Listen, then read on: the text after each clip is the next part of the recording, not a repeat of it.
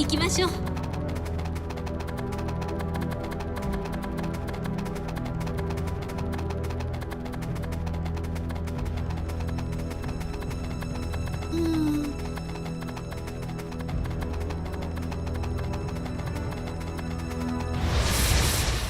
これなら勝てますわ。なんだこいつらか。ふっやっ僕らの勝ちだな。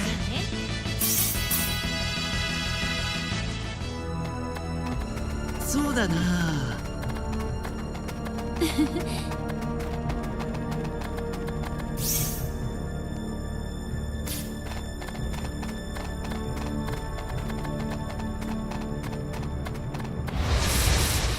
これなら勝てますわ。なんだこいつらか。僕らの勝ちだな。思ったより弱かったわね。なんとかなるさ。これなら勝てますわ。はっエンドブレード。これなら満点だな。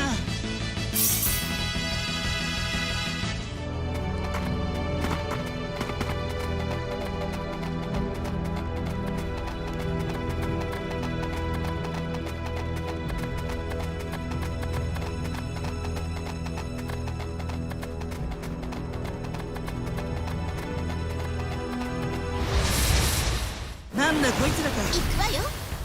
はっ僕らの勝ちだな。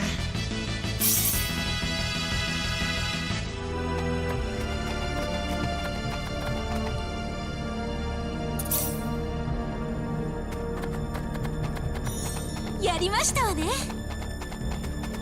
よかった。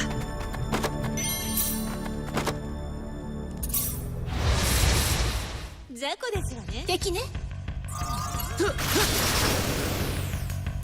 僕らの勝ちだな。弱かったわね。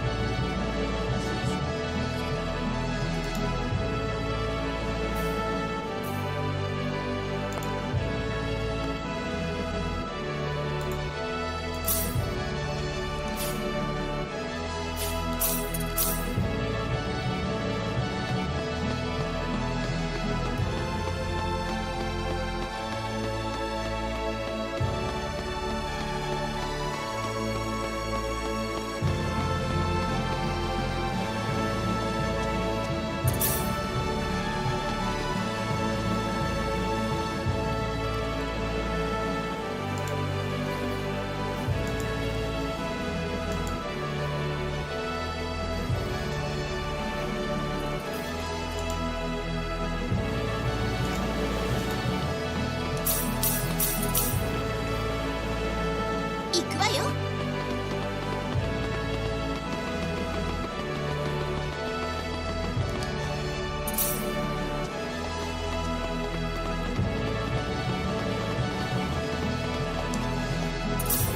そうか。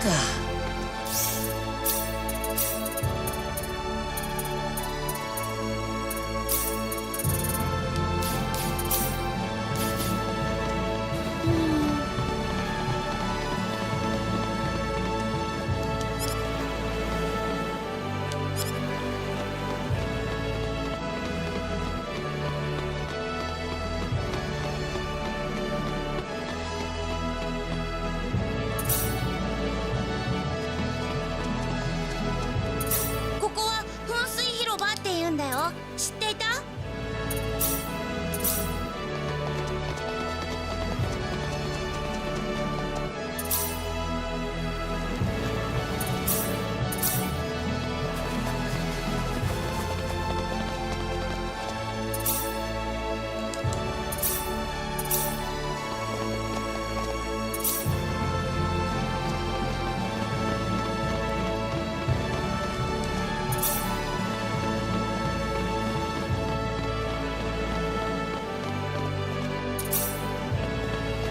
ねえ。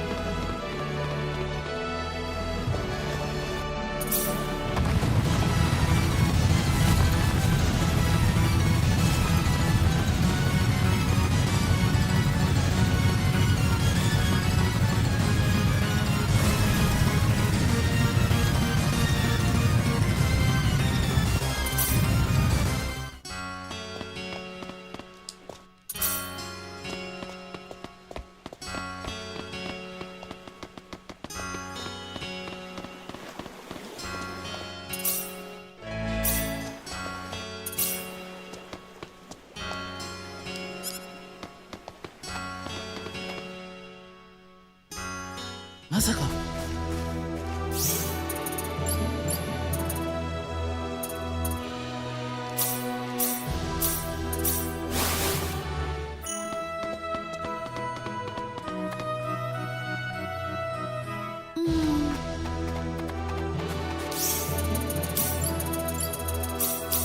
モンバーニー。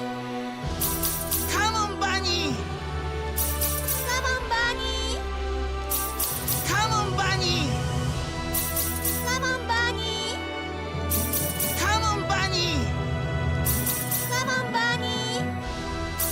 カモンバーニー。カモンバーニー。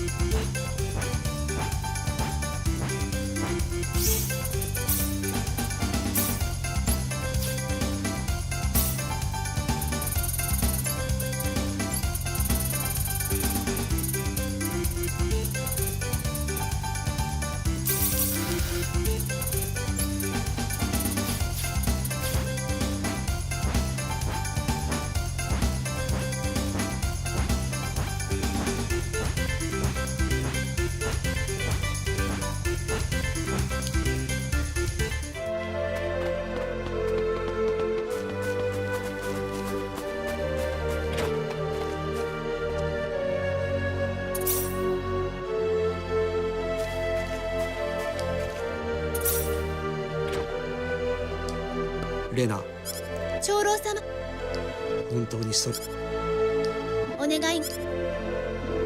私たどういうことだ。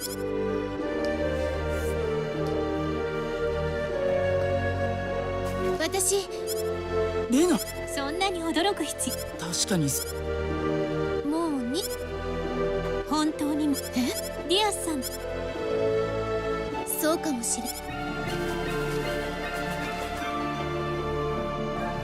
ディアス、分かっているなら。どうしてそれは本当の強さじゃないわ。久しぶりに会ったと思う。レナも随分な。小さかった頃の私とは違うわ。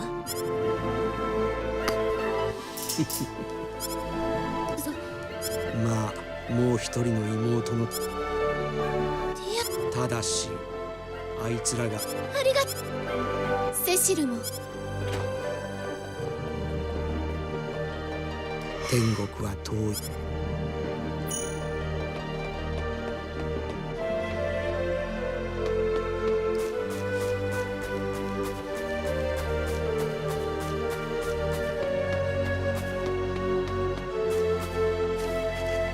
遅く。こ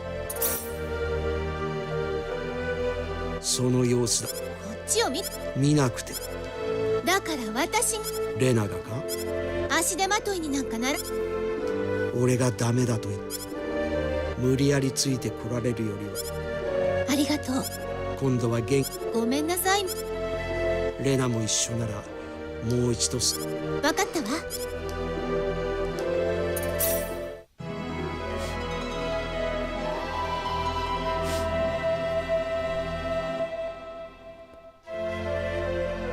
予定を。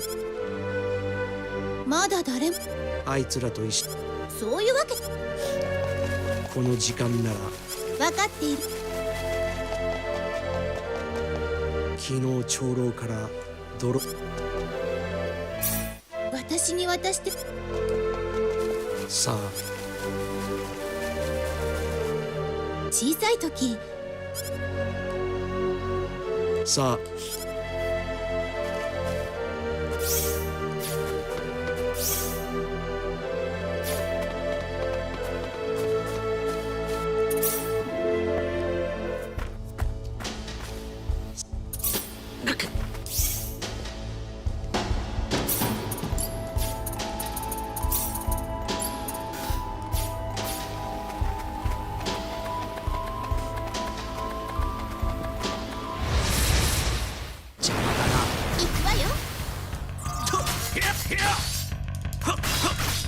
クロスウェイ。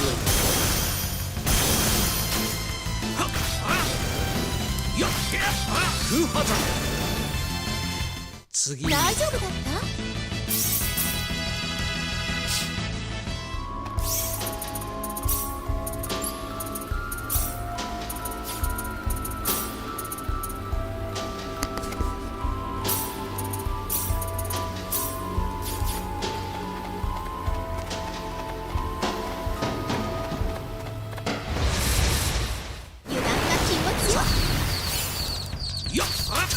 クロスウェイ。おぼろ。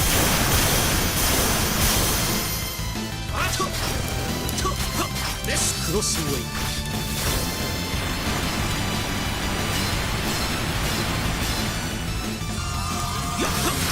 クロスウェイ。おぼろ。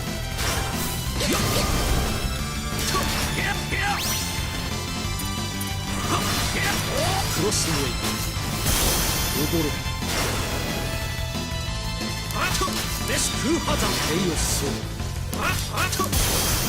クロスウェイ。この程度。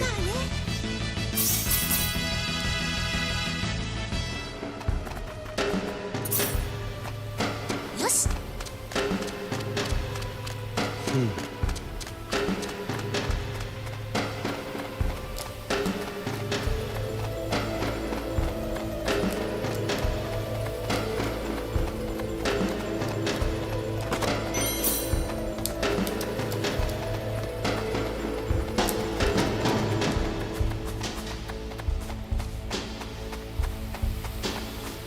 Hello.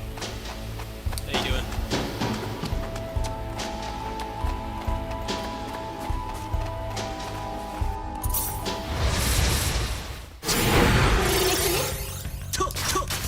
クロスウェイ。おぼろ。空破山。栄養層。次に行くか。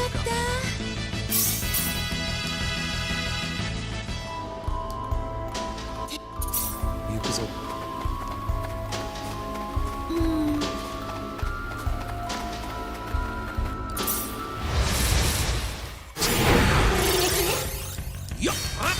クロスウェイ。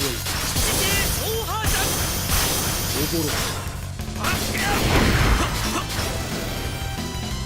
まあまあ。やっと終わったわね。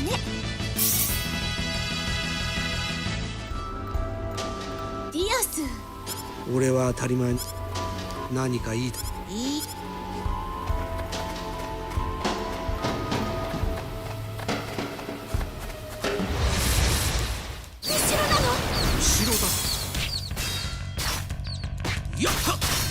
クロスウェイ悪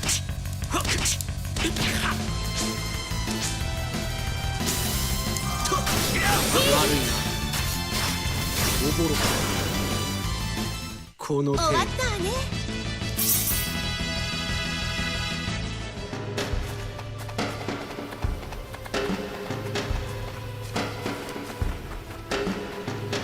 てめえ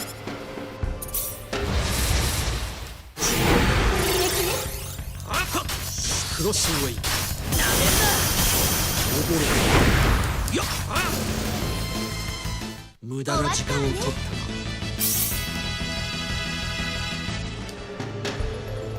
ディアス、回復。俺にクロードたちを。心配なら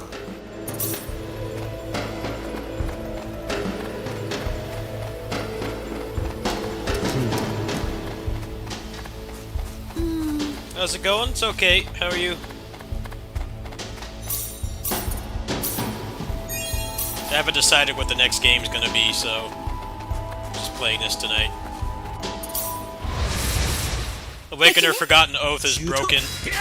クロスウェイおぼろか The new difficulty doesn't work, so might not play that too much until it's fixed. I guess I can make the overview. I'll probably make the overview tonight after I'm done streaming. So it's nice and chill. Victory run. 油断は禁物よ。クロスウェイおぼろかクロスウェイ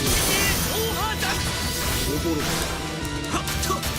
空破山栄養層クロスウェイおぼろか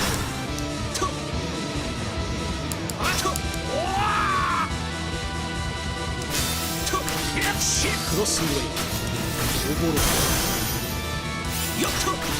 空破山栄養層無駄な時間を取っ弱かったわね。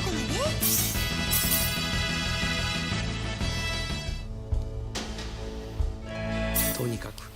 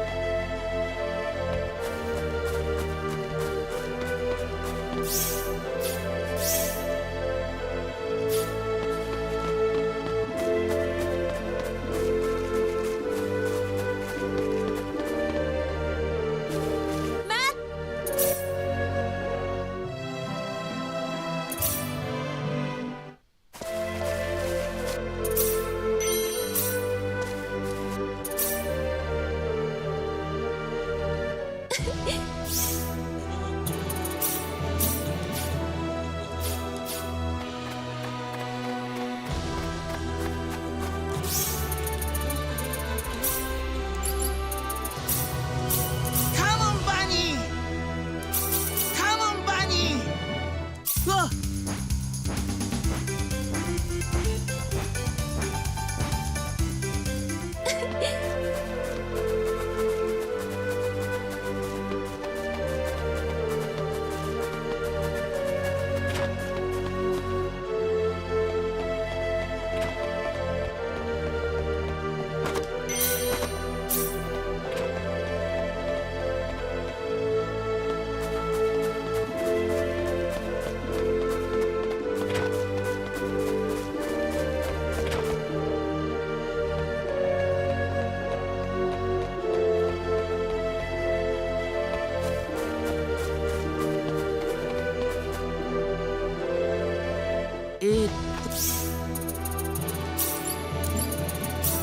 カモンバニーと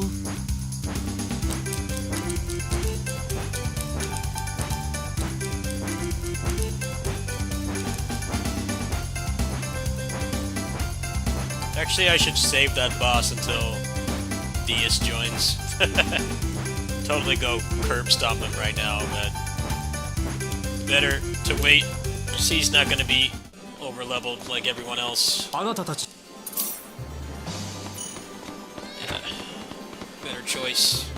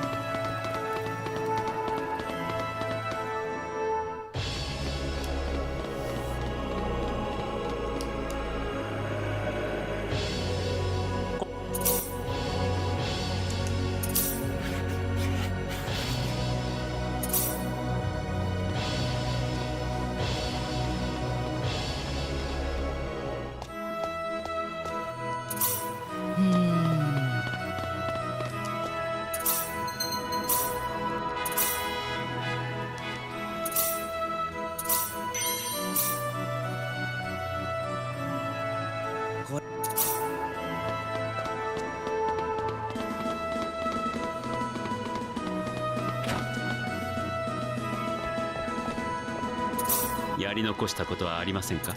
ありがとう。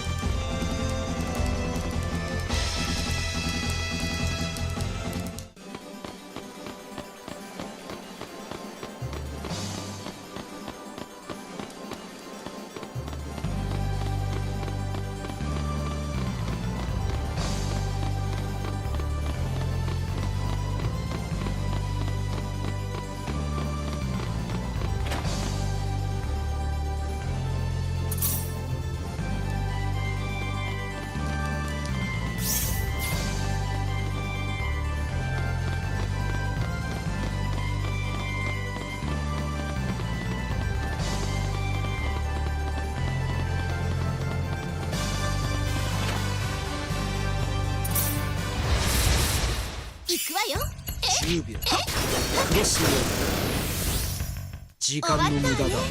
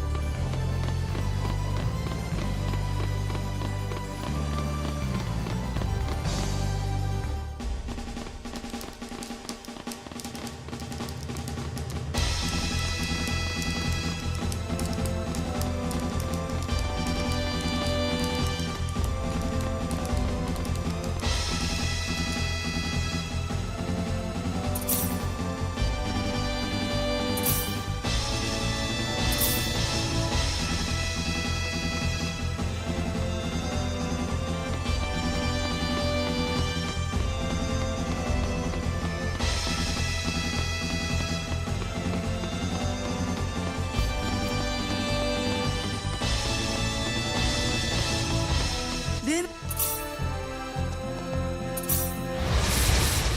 ザコがクロスウェイクロスウェイおぼろクロスウェイおぼろやっふん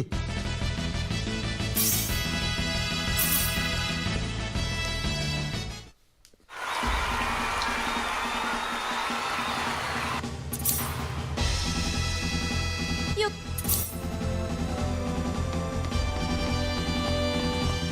It's kind of interesting because on Claude's side, you actually do the battles. Here, you just kind of watch.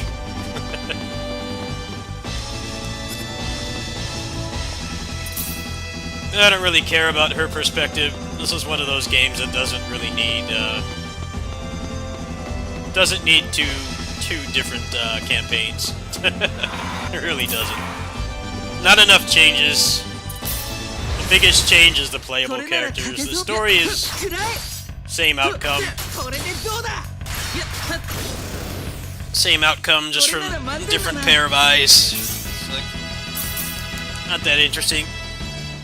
Tales of Xillia tried to do it way after this game, and it's pretty much the same thing. The perspectives aren't different enough, and obviously it's the same outcome, so you've seen it once. It's not terribly interesting. Probably could have like done away with that in this remake, but I guess they probably thought that would have been sacrilege. It's like nothing about the story in this remake has changed at all. It's a one-to-one remake. It's only gameplay and graphics, like polish, that they changed. So it's not like the FF7 remake, or like the story and the way that things play out is like greatly changed. But yeah, I don't really see why they need two different campaigns. It's a lot like other games I've played that have like let you choose a protagonist. It's like you could pretty much just choose one or the other. It's pretty inconsequential.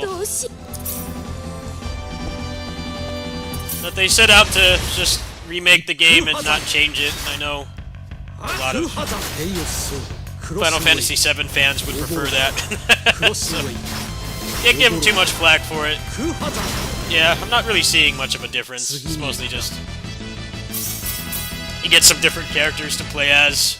Other than that, it's the same thing. I don't really care about her perspective because I've already seen the ending.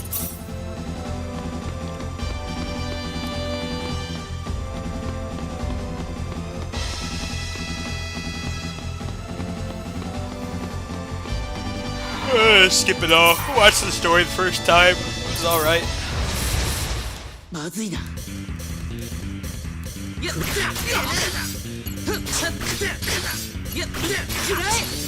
Hey! クロスウェイここまで負けられないんだ。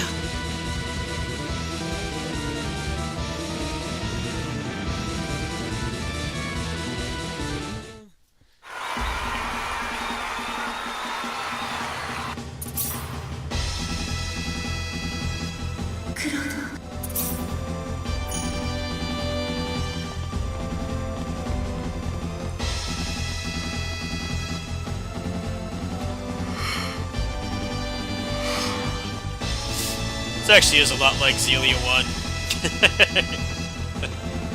The difference in that game was what 2 unique boss fights and like 1 extra area. It was like a couple minutes of content. Nowhere near enough to warrant playing through the game twice. Bit of a stretch. Like, yeah, technically it's 2 different ways to play the game, but it's more like 1.2 different ways to play. Not enough to really make you super excited to play through the game again.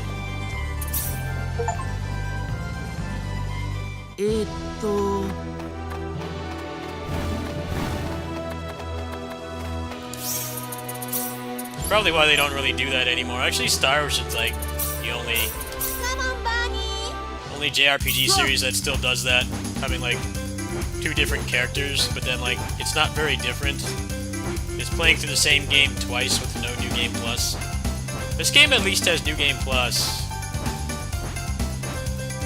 Yeah, I definitely can see why people flush Star Ocean games after the first playthrough. You gotta do that whole grind again. It's like a massive grind. You have to do all that again. You don't get to carry over anything. And the game is like, it's only a marginal difference.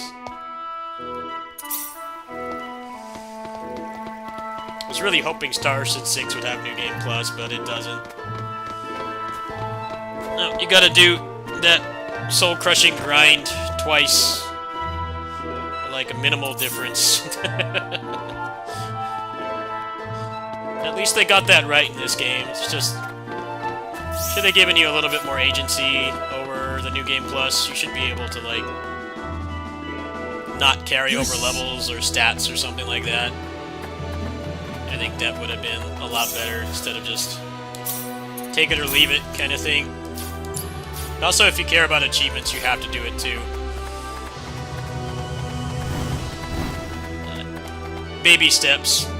Maybe the next Star Ocean will have actual, like, New Game Plus. You can just turn off what you want. But you have all the characters in the party and stuff. That'll be fun.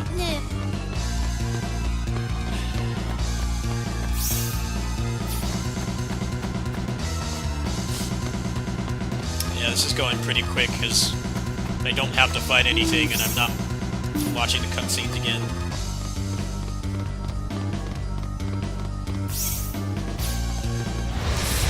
It's only fighting what's mandatory.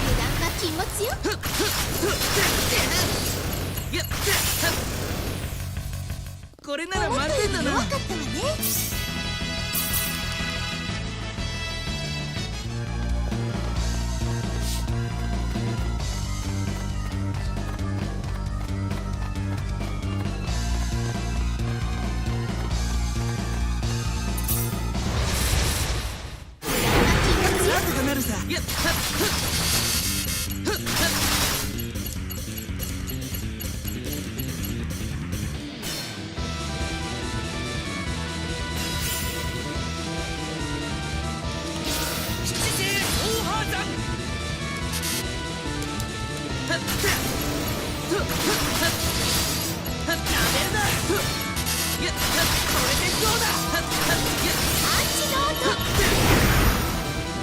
まあまあだね。やっと終わったわね。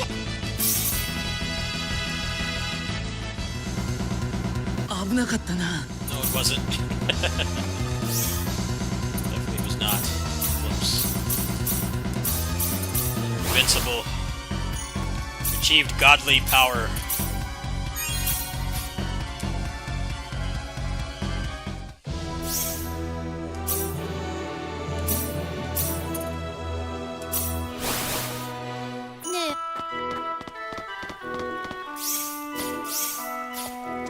Do I have to go back in there?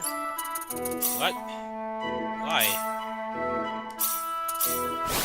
I didn't count. I killed the boss. I guess you had to physically go up to the damn herb and show it to him instead of it just doing it in cutscene. You gotta run all the way back. It doesn't just give it to you when you kill the boss.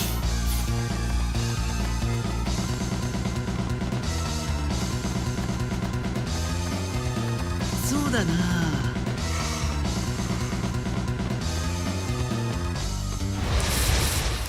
なんとかなるさ。敵ね。はっふってふっふっふってやってやって当たれ。当たれ。80点ってとこだな。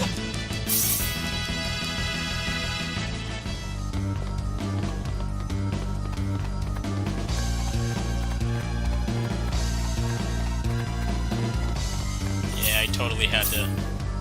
He had to actually go pick it up. He forgot he doesn't do it in the cutscene. There you go. これはさすがに見たこと。よし。 Realism. You gotta go pick up the flower yourself instead of it doing it for you. What an immersive video game. I was wondering why I went back and he wasn't letting him join. That's pretty funny. Plowing through this, like barely an hour in. Guess this is what happens when you're overpowered. You're not watching the cutscenes again. And you don't have to fight anything. Only fight mandatory bosses and things that are in the way. Everything else gets ignored.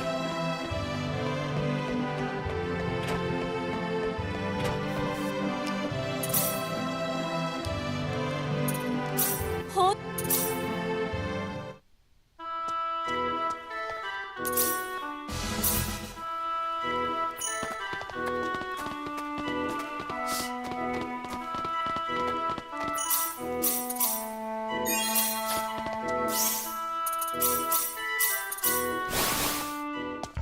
君たちは今楽。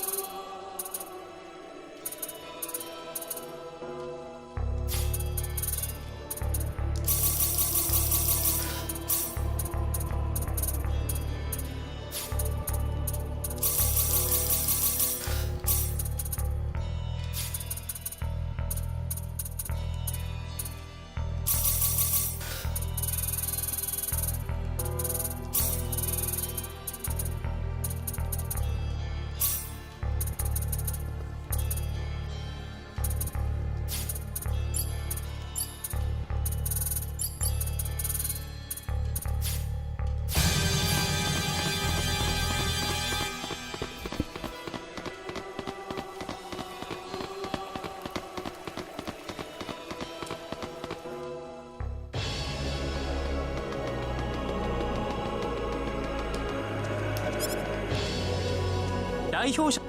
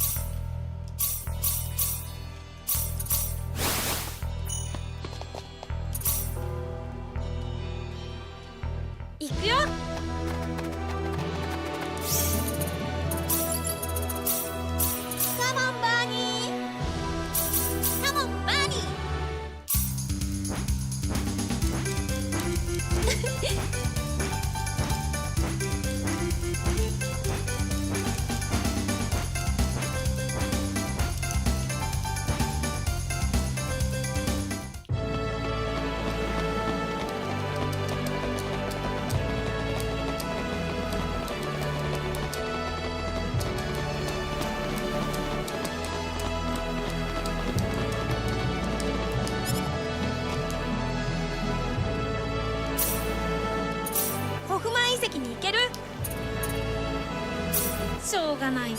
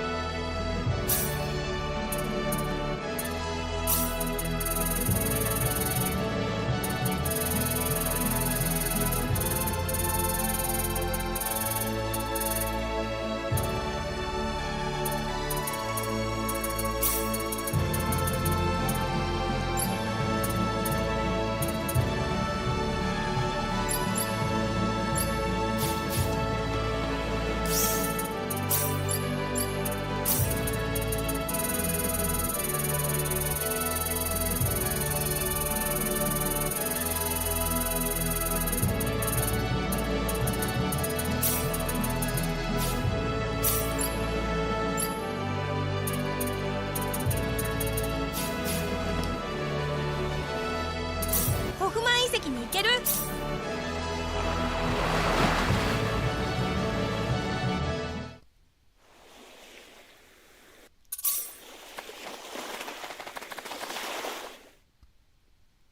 行くよ。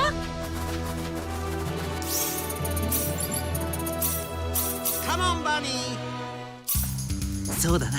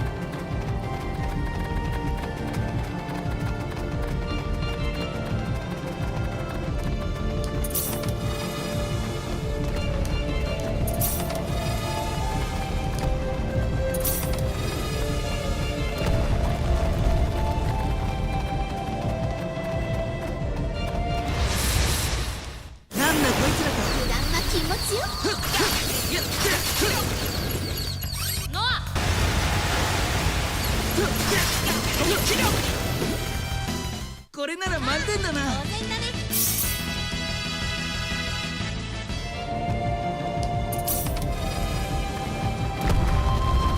無理だよ。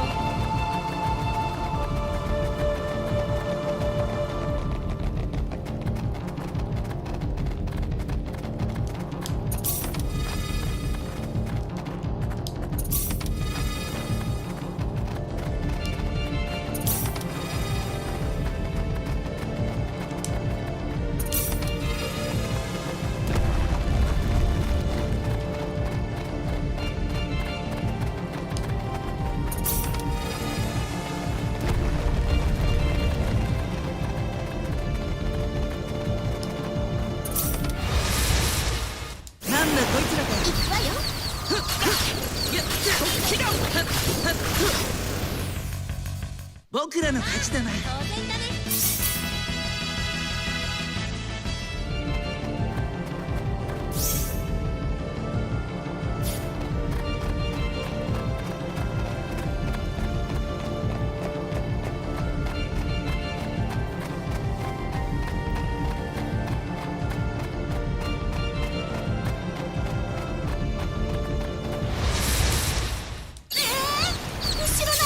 counts as a back attack, really? Not that it matters. 意外に弱かったね Little jank there. The back of my character's sprite touched the monster sprite, so that counts as a back attack. I call bullshit. いくよ That ain't right. This puzzle's gonna take a while. Fortunately, you can't skip the puzzles. Puzzles in this game aren't too bad. It's like, the only one that was really bad was the teleporter maze one. I couldn't stand that one. The rest were fine. I got through them without guides. That and ones in the post-game dungeon I just looked up guides for.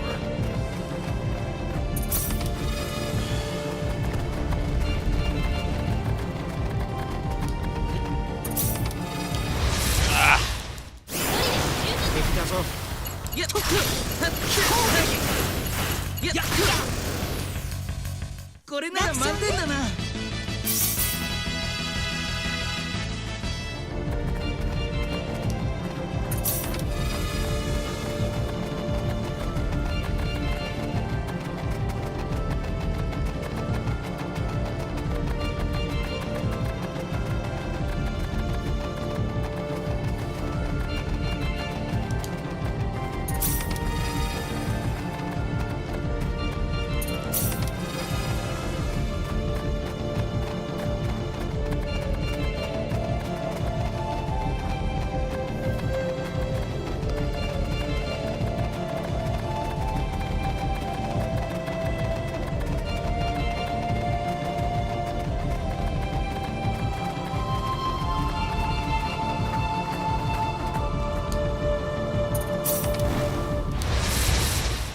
油断は禁物よ休みなよ。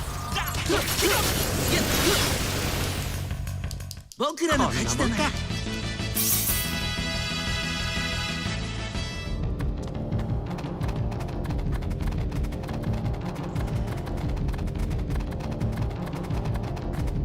Damn it, get out of the way! They keep respawning. 行くわよ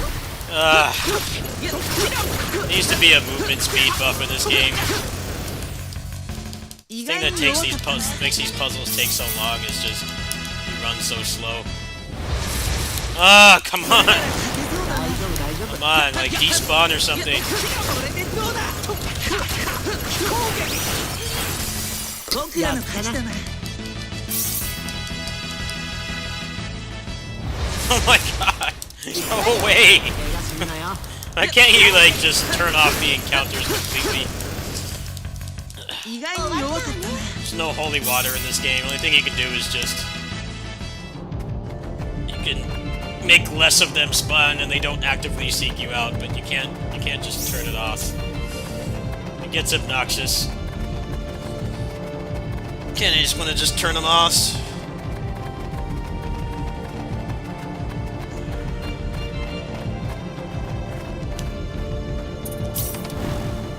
Ah, come on! Ah, 大丈夫。 can't you just put all the switches in one room? やったな終わっ。たわね You lose your train of thought because the characters run so slow. You need a sprint button. Come on, get out of the way! 敵 Ah, they keep coming back. They would stay dead. これなら満点だな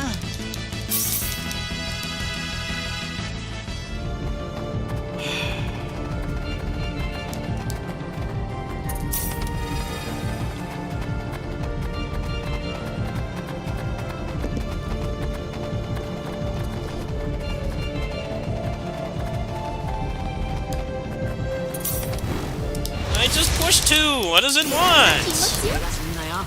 Ah. This used to be like that Spider-Man game. Just skip the puzzle. Pretty sure I just pushed 1. Like, what does it want now?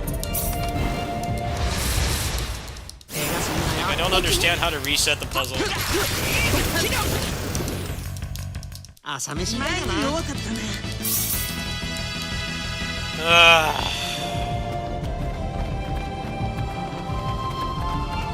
pushed one back here, and then the other ones don't work. Hoping I could just reset the whole thing. 敵ね。これなら待てんだな。 Run faster, please. They run so damn slow. Like, run faster.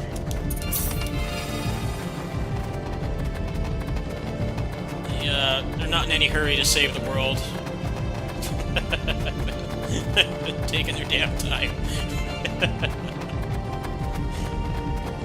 I had this problem with Tales of Berseria as well. Ah, I see. I had the wrong number 2 switch. Alright. Yeah, Tales of Berseria was the same. You ran so damn slow, and they gave you the Back to the Future hoverboard, but it was like 10% faster. Like, alright, that doesn't really help very much. It doesn't help at all. You want me to play this game 4 times?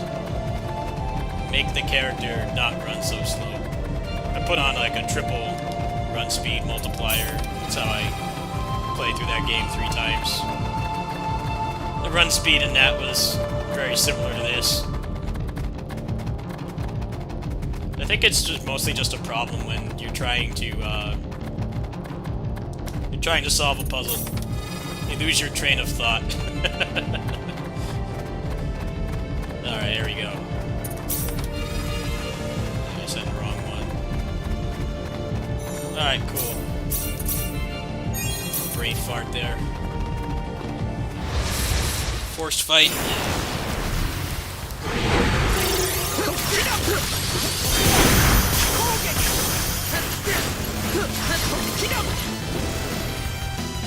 やってな。思ったより弱かったわね。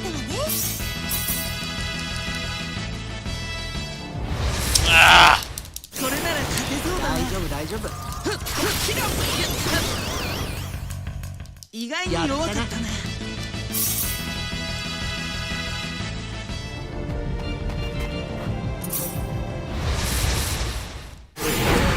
れなら勝て。これでどうだ。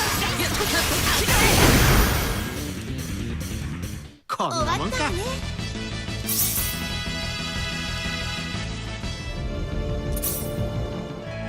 これでよし。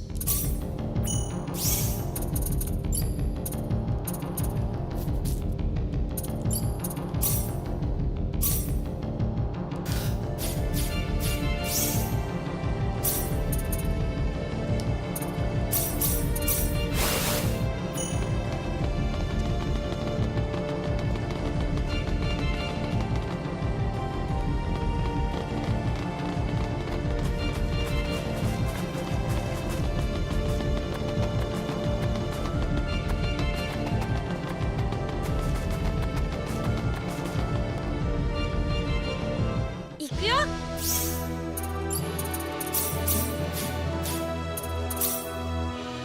Dude, let me fast travel. What the hell, man? Why can't I fast travel? Like when games take away the fast travel for like no reason. Why does he not want to go? What the fuck does it want?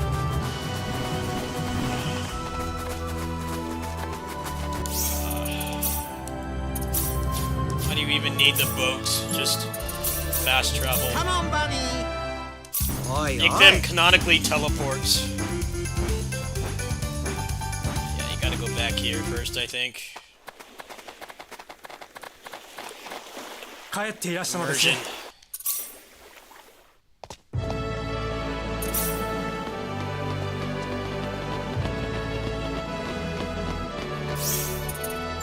Is it gonna let me go now? Alright, good. Oh, this track is so good.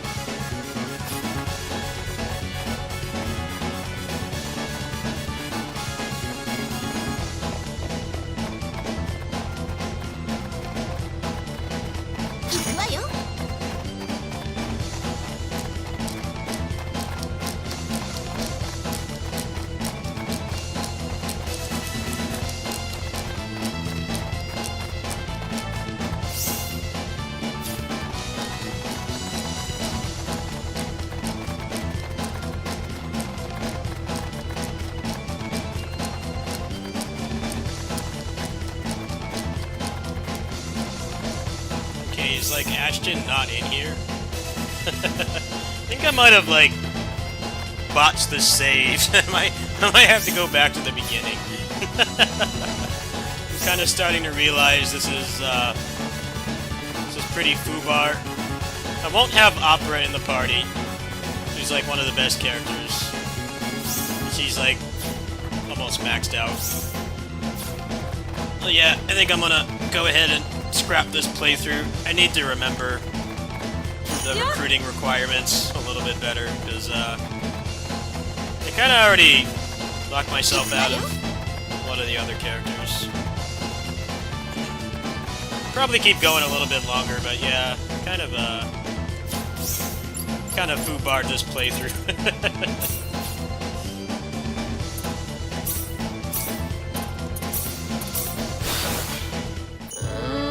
Kind of wish they had taken a cue from a lot of other action games with party members and just made it so you could have everybody on one playthrough. Because this game definitely suffers from, you know, Resident Evil 2 and Tales of Xillia and pretty much every Star Ocean game. Like, suffers from the same problem. It's like, they don't really need to be two different campaigns. It's different enough that it's not completely the same, but it's not enough to the point where you really want to play through the game again, which is, it's interesting, because it's like one of the biggest complaints about... The biggest complaints about Star Ocean 6 is that they have, like, the massive grind to get the items and stuff, and then you can't carry it over. The only thing that really changes is the party members. I mean, they're like whole-ass movesets to use, so... I guess for some people that's enough. But I'd rather just have it, you know... Maybe make the characters still missable, but not have two different campaigns.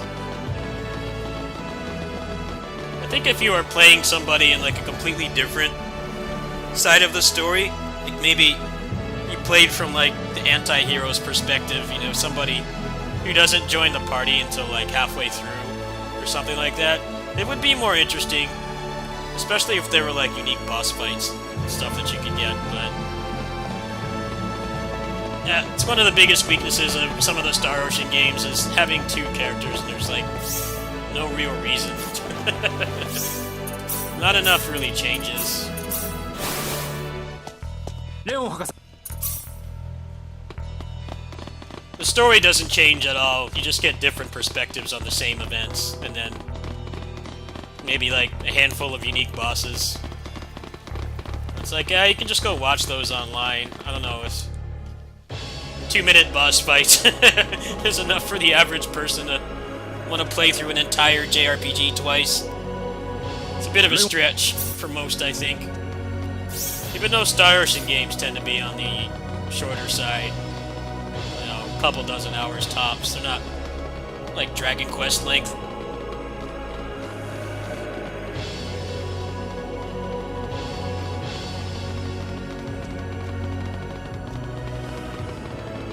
Hopefully, if they do make another Star Ocean, which they very well might, because this one seems to have actually done relatively well. The Star Ocean standards, anyway. They'll keep the New Game Plus from this, but give you a little bit more agency over it. I only want to, like, you only want to carry over the levels, or you want to keep your exact party member composition, you know, from like the beginning of the game and have no restrictions.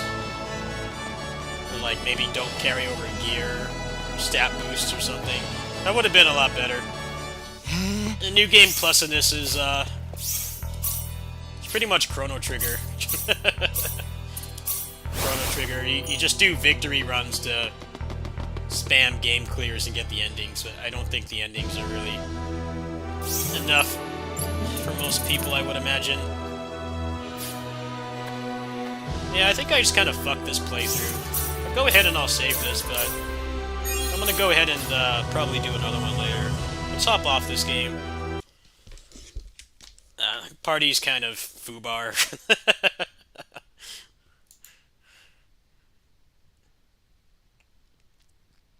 It kind of would have been nice if they had taken some liberties, like, we're just gonna give you, like, one campaign and maybe you can switch and see like a character's perspective, and then like eventually have a full party. It probably would have been a little bit better, but it's supposed to be a very respectful remake. It wasn't supposed to be like FF7 remake or the Three Tales games that got remade, where they massively changed stuff in the plot. They completely screwed with the original story, and some people didn't like that. Yeah, the whole dual character thing kind of isn't really that engaging, unfortunately. It was a big selling point back then. I mean, that game came out the same year as, or very close to Resident Evil 2, so that was like the big gimmick that they were doing at the time. Like, hey, you get 2 different games. Like, not really. It's the same gameplay. You're going through the same areas. There's like a small amount of unique content, but for the most part, you're looking at the same story from a different person who interacts with the other person so much. It's like, I don't know. I didn't really think too much of that gimmick in Resident Evil 2 myself. I'm like, I don't know, this isn't really that different. I'm good with one playthrough. It's not like this groundbreaking difference. Yeah, if you got something else to play, I don't know how worth it is.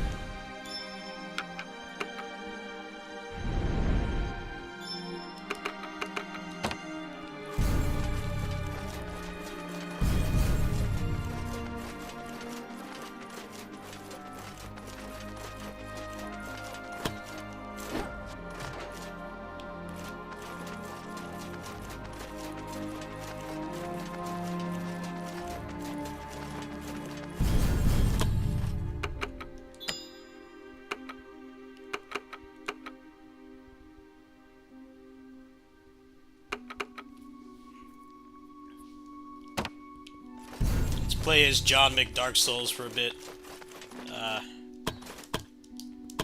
John McDark Souls has another move to unlock. No turning back. Yeah, this game is really solid, but it's got like some weird bug right now where you can't play the harder difficulty. It's like, yeah, it's kind of a problem, isn't it?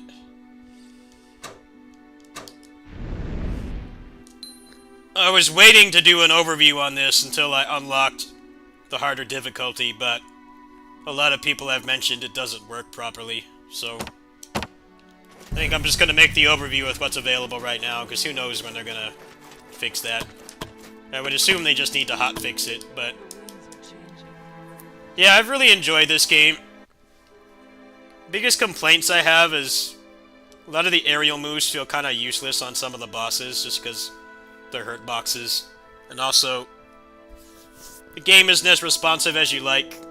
You can't really cancel out of animations as quick as you'd like. You can cancel, but Not as quick as you'd prefer for most people that like to play games like this. Melee action games. But yeah, it's a pretty good game.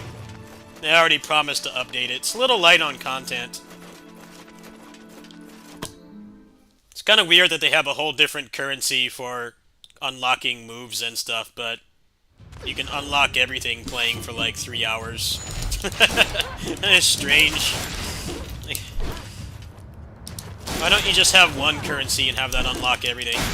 Because you don't have enough stuff to actually unlock.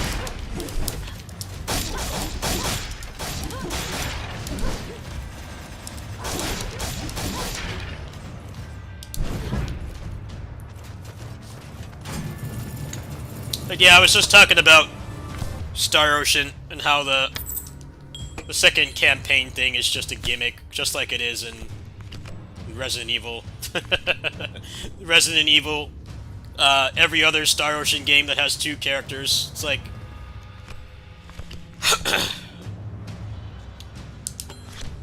the thinly veiled gimmick. Doesn't really add much. Yeah, I played through some of the second playthrough, the New Game Plus, and I was just kind of bored. I also fucked up the playthrough because I didn't recruit certain characters. So I'm like, I'm gonna go ahead and chill on this game and probably start something else instead. I got my money's worth.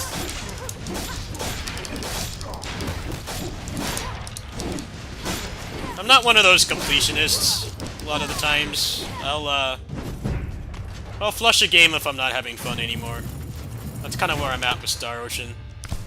It was an enjoyable game, just doesn't really have a lot of depth to the combat, so it gets kind of tiresome after a while. It's not a whole lot to it. But yeah, the second character thing in that is just a major gimmick.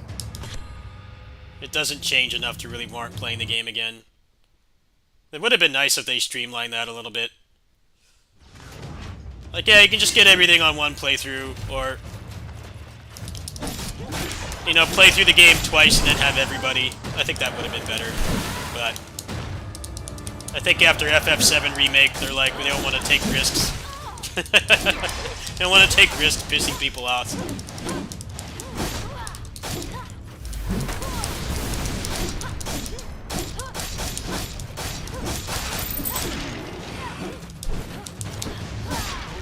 It's an accurate, respectful remake to a fault, meaning that some of the things from the other games that, from the original game that, like, don't need to be there are still there. Like having 2 entirely different playthroughs. 2 entirely different playthroughs with maybe a handful of unique boss fights. Like, nowhere near enough for average person to play through a 30-hour JRPG twice.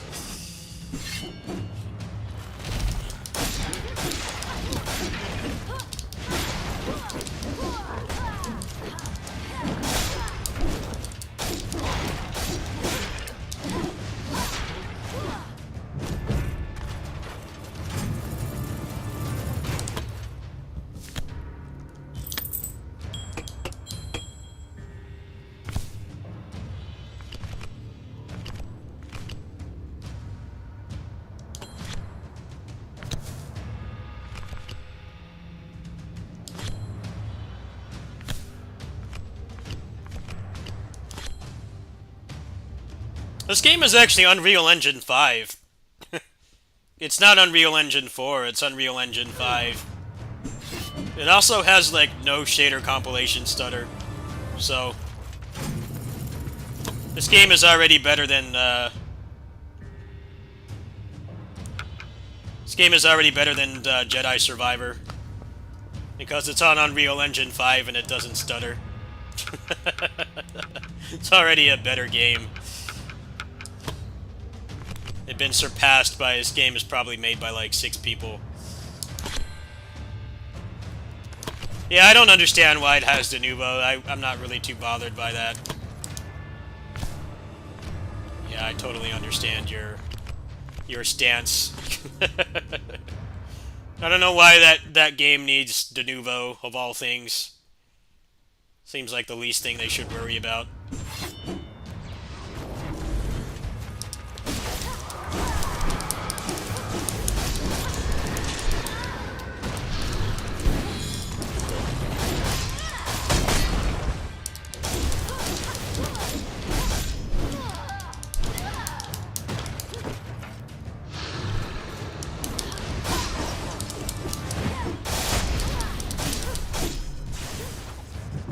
Yeah, I might do Star Ocean 6 next now that Denuvo's been removed. It runs a lot better after Denuvo got removed. I haven't really decided what the next game this month's gonna be.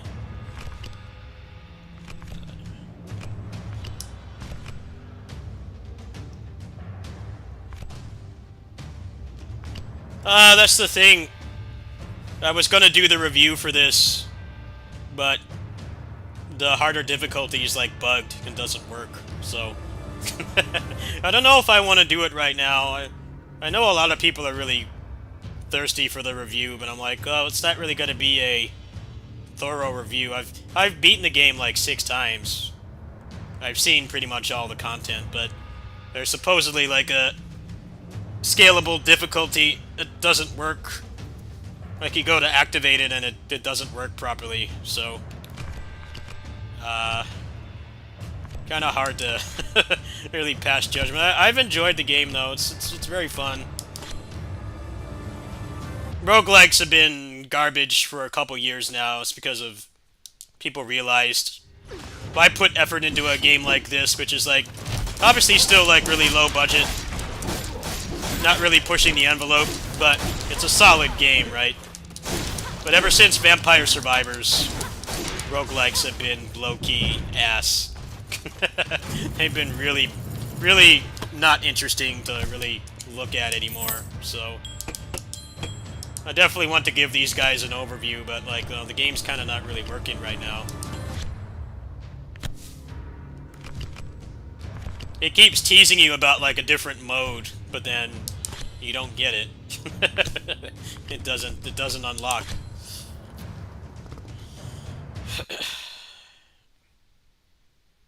I don't find the lack of innovation a bad thing.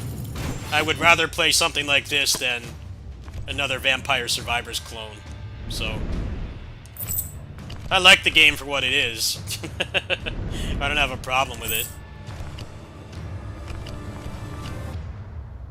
I'm not really big on... I don't need innovation to enjoy a video game. It's the same thing I've been playing, but it's fun. It's a different angle of it. I'm, like, more than happy. I don't need more. Ironically, this is more innovative than most roguelikes now, because most of them are just Vampire Survivors clones now, and there's, like, nothing really interesting about them at all, so...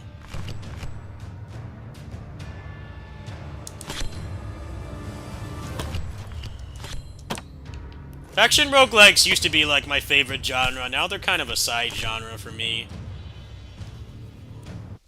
There's not that many good ones that I really enjoy that have, like, really good melee combat.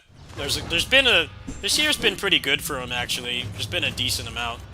It's been this, Double Dragon, and, BlazBlue Entropy Effect. Probably the best ones this year.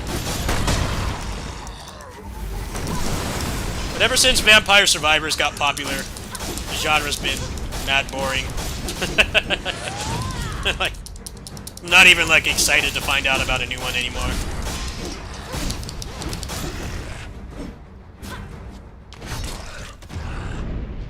I don't know, one of the problems people always complain about is there's no level design. I'm like, well, that is part of the reason why these are popular, yes. That is part of the reason. You don't have to actually make a level. You make chunks of a level and you just kind of put them through an algorithm. But for the kind of action roguelikes I enjoy... Oh, look, attack speed. You know I love my attack speed. We're going for that. But for the kinds of games I enjoy, I don't really need that. I'm cool with just generic combat rooms. I prefer that over obnoxious gimmicks. that get old. But I can understand the frustration for sure. I totally get it.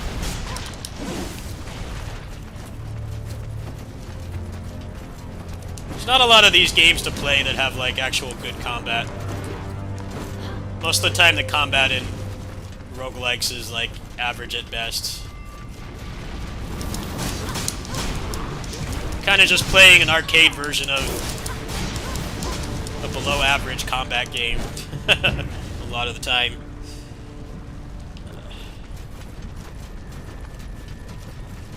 Double Dragon for me has the exact same problem as their first game. The gimmicks just really suck the fun out of the game.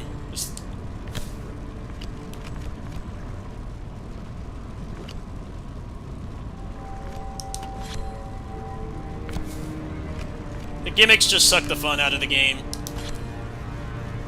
They're interesting the first couple times, and then you get so tired of interacting with them that you just play the same...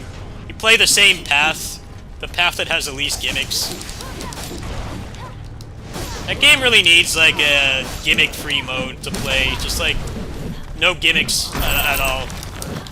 Like all the platforming and the traps and stuff just like completely removed. I would play it more. But yeah, their first game, Devil's Dare, had the exact same problem. You play it for a couple hours, it's like, cool, these levels actually change. They change and get longer and they get more difficult. But then, after you've seen them all, it's like, okay, which one is the least obnoxious to get through? They really didn't fix that problem with the Double Dragon, Rise of the Dragons. It's the exact same problem.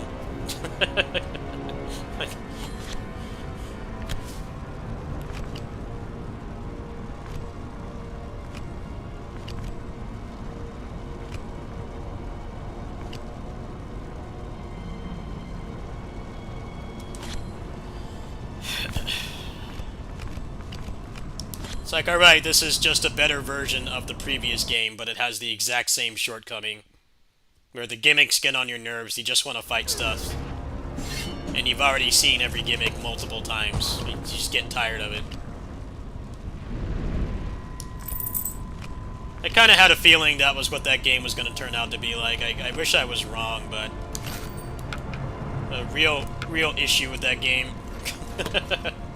And like, dude, I do not want to do this platforming again. I interacted with it multiple times. I just want to fight stuff on flat ground with no gimmicks at all. It's Bayonetta syndrome. The first couple times it's like, this is a really cool set piece. I'm like really immersed in this. And then when you played the game for 30, 40, 50 hours, you're like, I don't give a shit about this anymore. When do I get to normal gameplay? So hopefully they'll have like more stuff coming to that game. Just like a gimmick-free mode.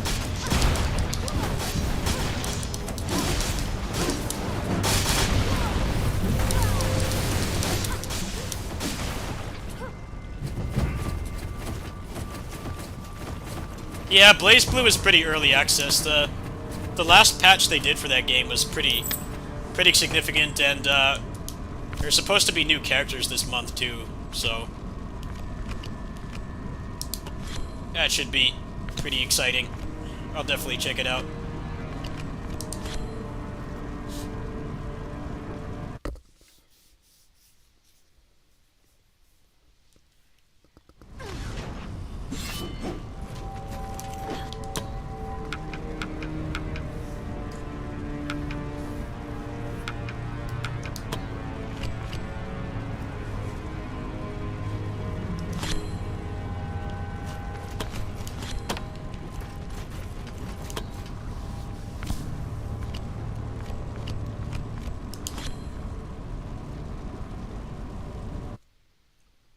Roguelikes are just easy to make. I just don't feel like most of them are very good. There's a couple that are like really good, and the rest are like, I don't know, this isn't better than just playing an arcade game. It's worse.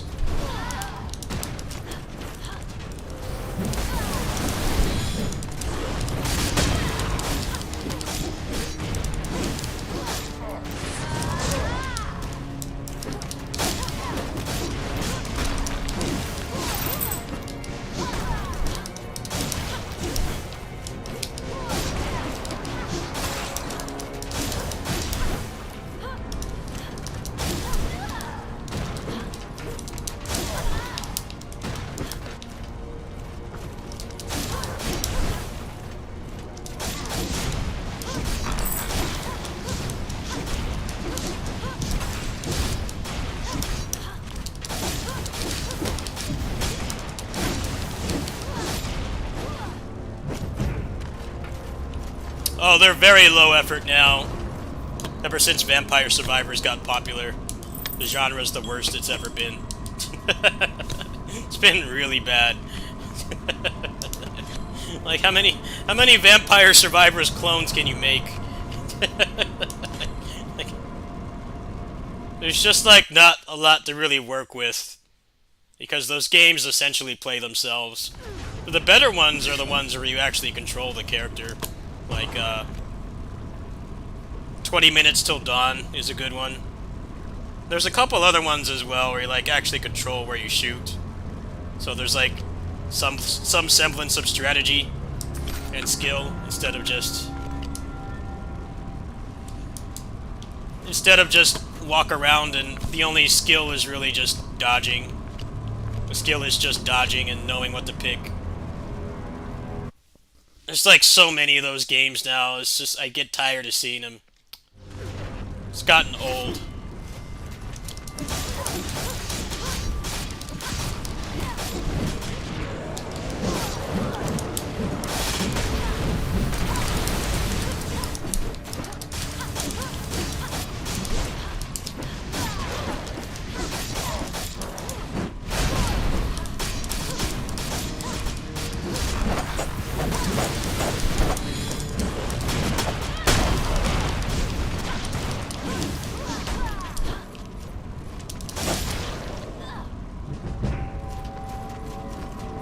Really? I haven't really looked into that one. I see the word survivors and I immediately lose interest. I'm like, I see the word survivors or survival in the title, I'm already tapped out. Like, I've already lost interest. That's all it takes. I see survivors. I'm like, alright. Thanks for being transparent. Survival or survivors, I'm already out.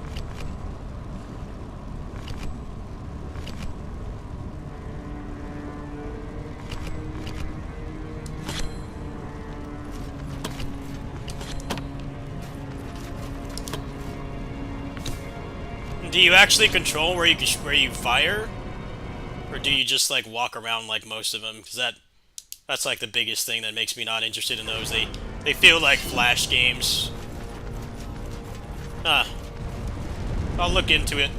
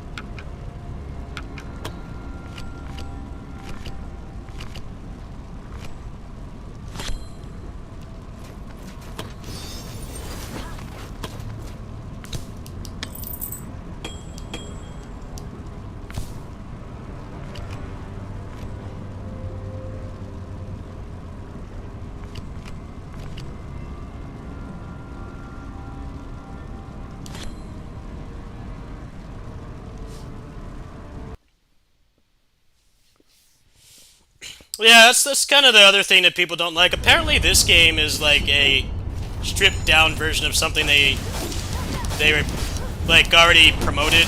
They already like advertised. It's supposed to be like a more RPG based thing instead of just character action game, roguelike hybrid.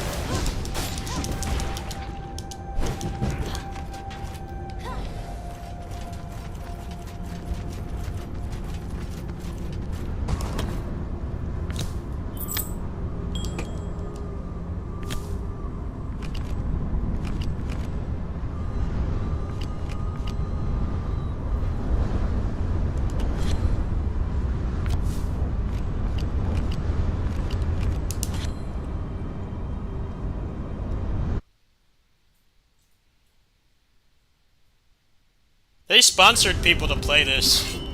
I'm like, when's my sponsorship? When's my sponsorship? I sure as hell need it. Look at my community posts. Where's my sponsorship?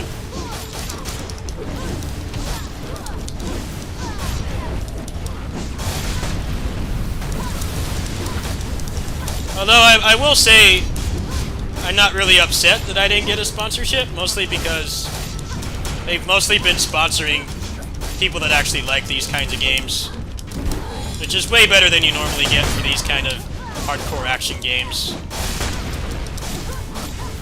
They'll get an Overwatch player to, or Call of Duty player to promote these games, and you can tell it's, like, not their thing. They don't enjoy it. But I was very pleased when another character action channel, he got sponsored to play this. I don't know how much they paid him, but I was very happy to see that. I'm like, yeah, you know, the guy is probably gonna play the game anyway. Like, he's probably gonna play the damn game anyway.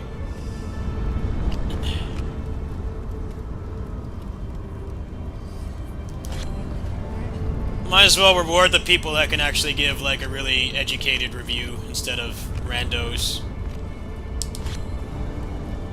Randos that, you know, won't ever play the game again after they get their paycheck.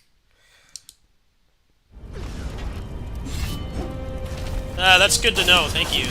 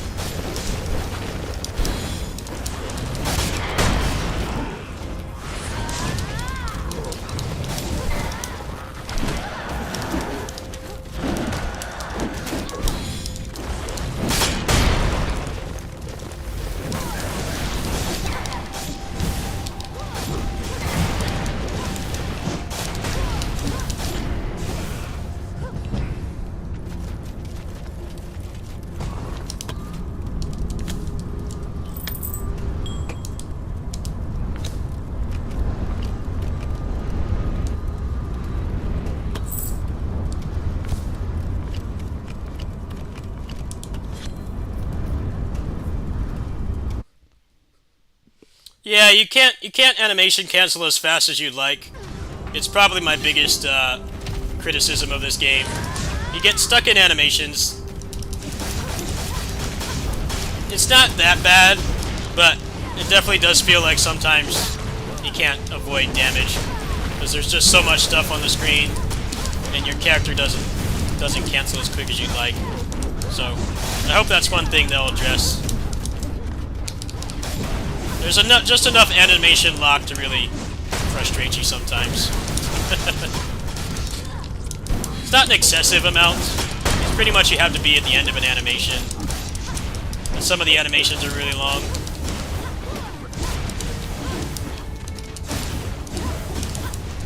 Animation lock just doesn't work when you're fighting this many enemies.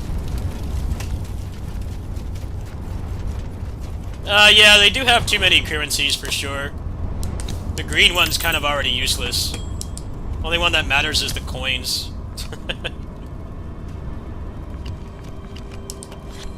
The coins and the purple crystals. That's your cliff notes. Those are the ones that matter. The green one's kind of useless right now. Hopefully they'll have like some kind of gold sink for it later. It's really only used for unlocking moves and supers. That's it. It doesn't really have any other purpose.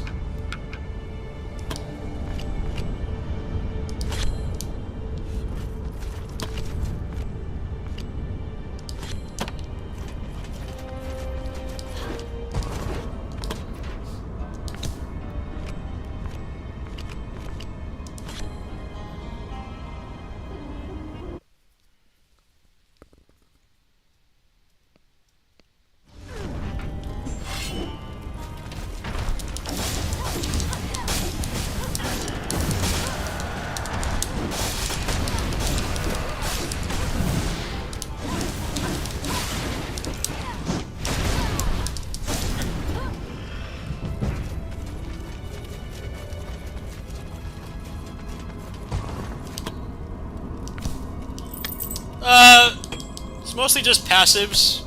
You can unlock new moves for the characters as well, so that part's pretty cool. The buffs aren't too overpowered either. Some people don't like when they're like super overpowered. It's mostly just stat boosts. I beat the game on my first try. I beat it on my first try, so it's not one of those roguelikes where you need to grind, which I actually really appreciate. Like, it's not required to grind.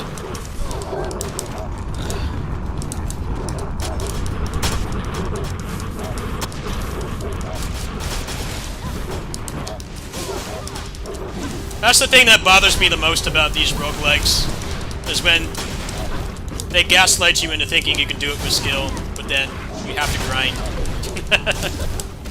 This game is pretty well balanced in that regard.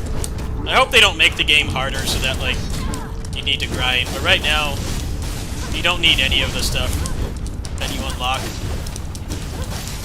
It's nice to have, but you don't actually need it.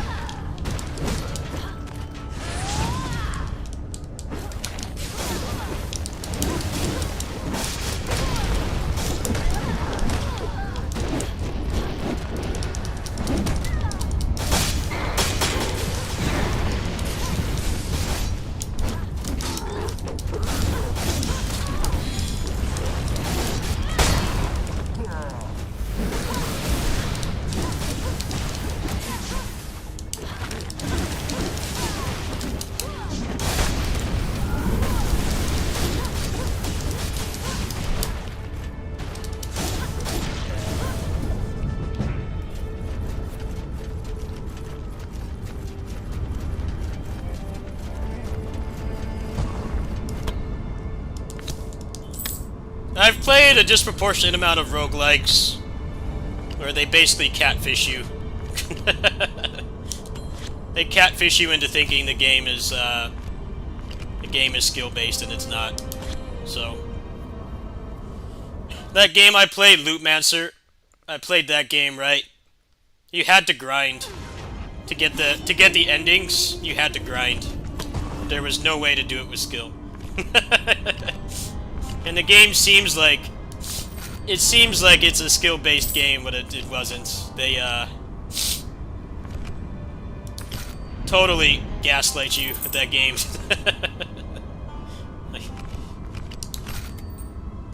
You were totally forced to grind in that game. You couldn't do it with skill. The endings required you to grind because you had to clear things in like quick. So you had to grind and get like a really good run and then just keep it going forever. That game also had like no real interesting builds as well. They promised that they were going to do builds and stuff, and then it never happened. They abandoned the game. Yeah, sounds about right. It happens so much these days.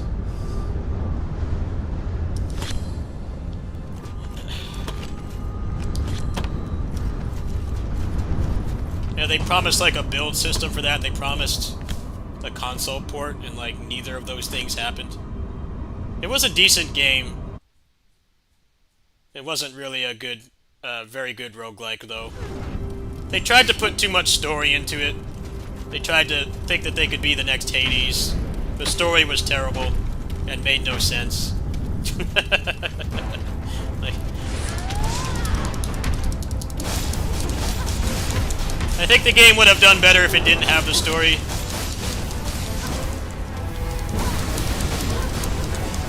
Also, all the endings were like morbidly depressing as well. That didn't help.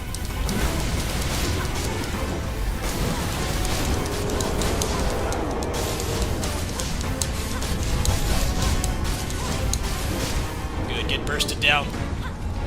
Nice.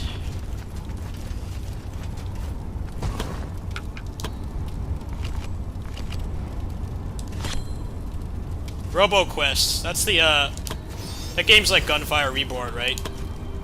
Yeah, I probably wouldn't like it. Yeah, I know that game left early access recently.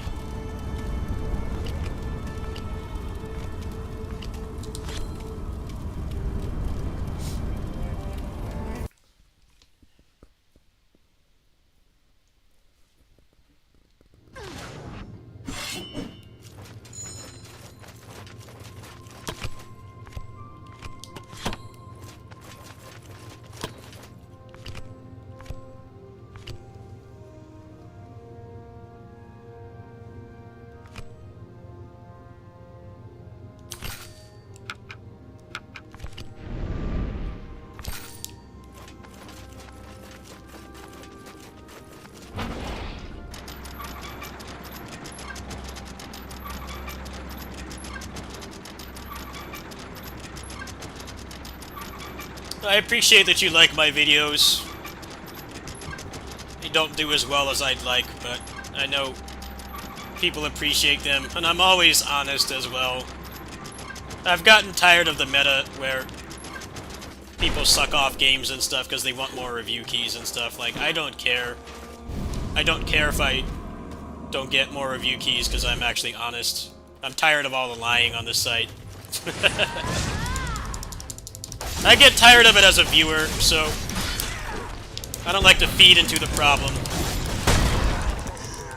People being dishonest and overhyping stuff.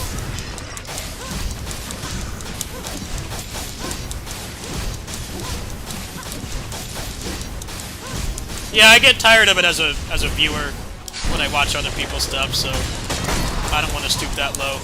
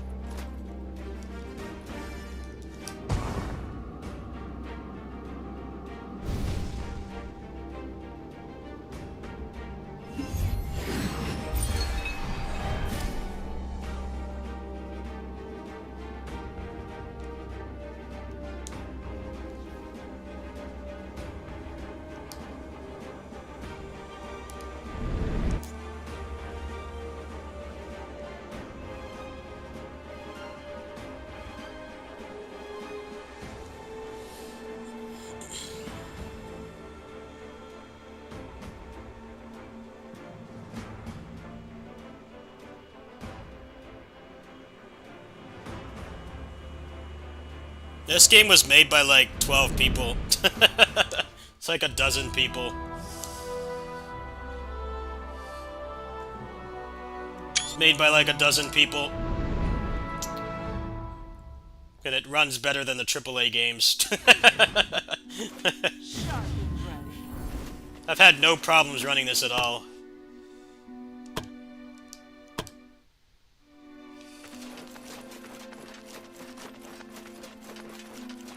There's like the publisher and the translator and stuff, but the people that like actually made the game is only like a dozen people.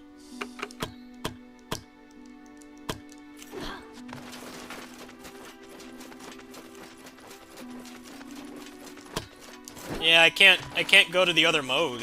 It's like glitched out.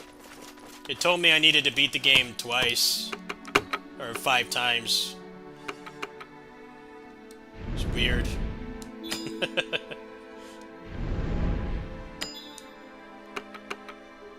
Oh, there we go. Got 6% attack speed. Cool. Yeah, I'll probably put the overview up for this tomorrow. I've done everything I can. There's supposed to be like a scalable difficulty, but it's like not unlocking right now, so that's out of my control, obviously.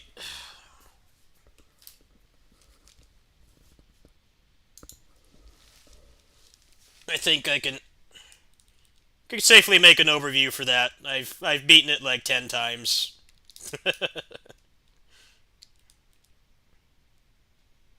It's not like I haven't played the game or anything.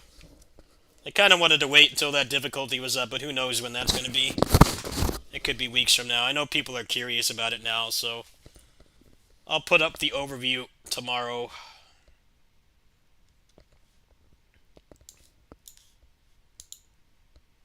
Well, this year's been one of the worst for AAA games. They've all been buggy, broken, half-finished. They like barely function. Spider-Man 2 is relatively well made, but then like it has zero replay value and a ton of bugs and crashes. And you like can't replay anything. You have to play through the whole game again to do like pretty much all the side content. I'm like, yeah, I'm not really heartbroken I can't play that game right now. I feel like if I did want to play that game, by the time it's on PC, it'll probably be an actual finished product. But like right now, it's barely finished. How do you not have a New Game Plus? Sony's been doing that with like all their games. They're like, oh, we're gonna add the New Game Plus 6 months later. I'm like, why? I've played games made by like a dozen people that have a New Game Plus. How does this AAA masterpiece that cost hundreds of millions of dollars to make not have New Game Plus at the start? When you add it in 6 months, there's no guarantee I'm going to care enough to come back. Like, I want to play more of the game while I'm still interested in it, and I don't have a pile of other games in my backlog to play. Like, I don't mind games being updated incrementally. That's not the problem. The problem is when they update with stuff that should have been in the game at launch. It can't be that hard to have a New Game Plus.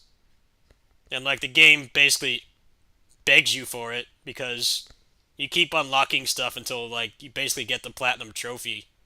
But then you're just stuck in an empty world. There's nothing to do. You can't repeat any of the combat challenges. You can't do the set pieces again. There's no New Game Plus. It's like, it's not a bad game at all. It seems like it's actually a really good game. But I don't think they deserve any mercy in the criticism for like not having a New Game Plus. That they're totally going for the whole fake goodwill thing, or like, oh, isn't it so great that we're giving you New Game Plus 6 months later? I'm like, no, not really. It should have been on the game from launch. Like the moment that the game came out, it should have been there. And more people are actually willing to care instead of 6 months later when everybody's got another 10 games in their backlog and they're more likely to try to tackle those than go back to Spider-Man 2. It was the same thing with God of War Ragnarok. I heard like no one talking about the New Game Plus in that. It took like 6 months to come out. Like, right, it took half a year for this New Game Plus. And like the vast majority of people who actually bought that game and played it beat it probably the weekend that it released. How many are statistically going to come back? All it really does is it makes it so people who buy the game a year later when it's like $20, they get a better experience. That's just basically all it does. It's like, yeah, you pay full price $70 of your hard-earned money, and the game's not even finished. It's like half-finished and broken and buggy. And then by the time they fix it, anybody who bought it doesn't care. But then somebody can just come in and buy it from Best Buy for $20, and they actually get a finished product.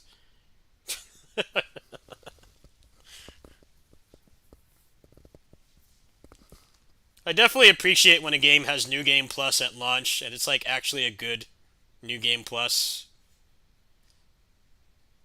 But yeah, the whole having to wait months for like basic functionality like that is pretty whack, honestly.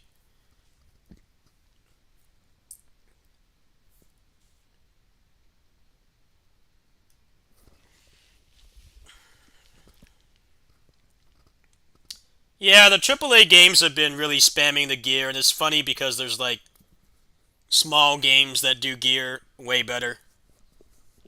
The gear is actually impactful, and you can also get rid of it quick, and you can carry more of it. Like, Wo Long and Nioh 2 have better loot than Diablo 4 right now, and also, you can carry an order of magnitude more of it.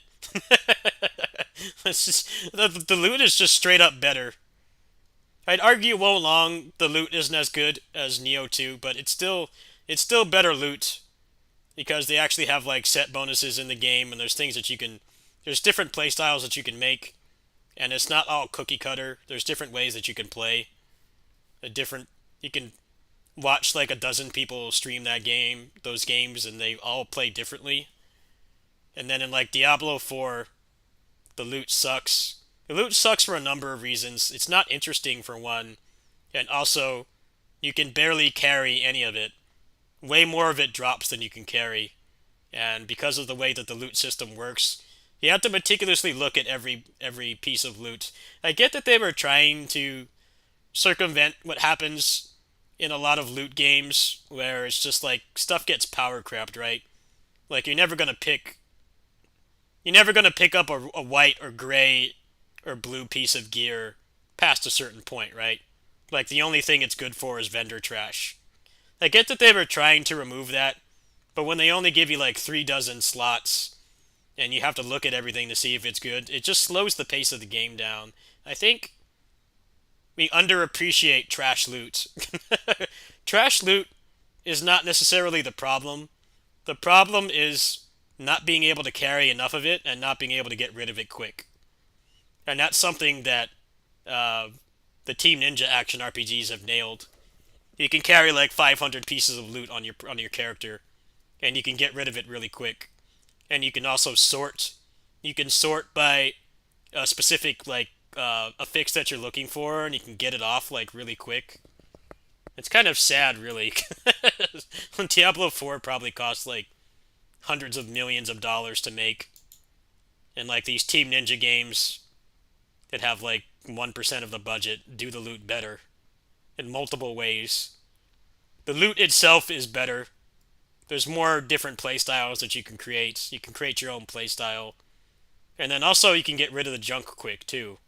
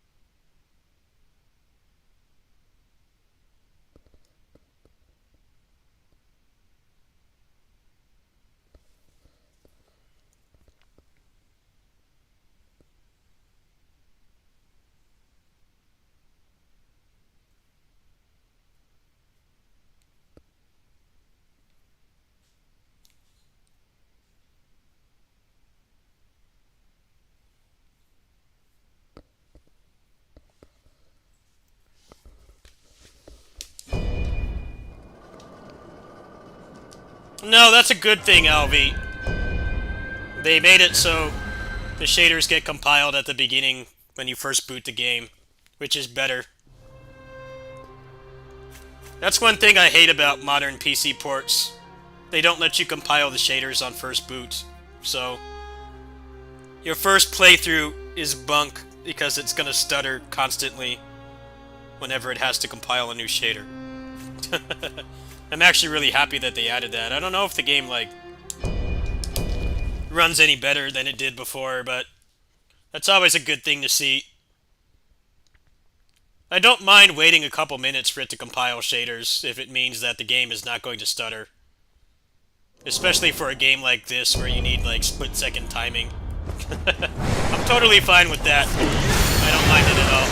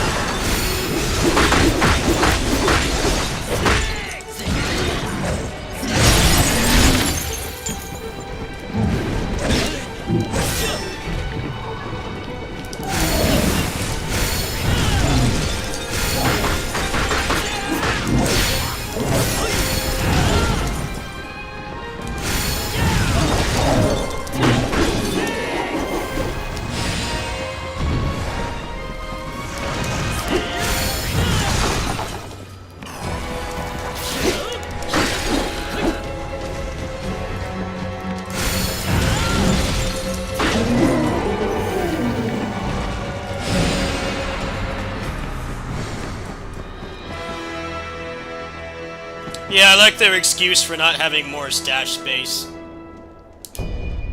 I think what makes it worse is that they're not selling stash space either. Because that would be, like, the real reason, right? Because that's, like, one of the ways that Path of Exile makes money, is the stash tabs. People are cool with paying for storage.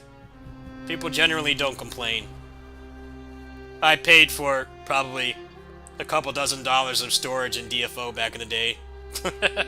It's like, cool, I have space for everything, and my characters can all share it. And I don't have to... I spend more time, like, actually playing the game than looking at items. Makes it feel like I'm organizing stuff in a library. Like, I think that's what makes the Diablo 4 situation worse, is that they're not selling it. They're not selling more of it. You would think that would be like the thinly veiled reason why the inventory management is so bad, but they're not. It's just bad for no reason. They're not even trying to monetize it. That's like the real reason why stuff like that happens. It's an easy way to get you addicted, the ecosystem. You get invested, and you spend money on stuff like that, even if it's just a couple dollars here and there.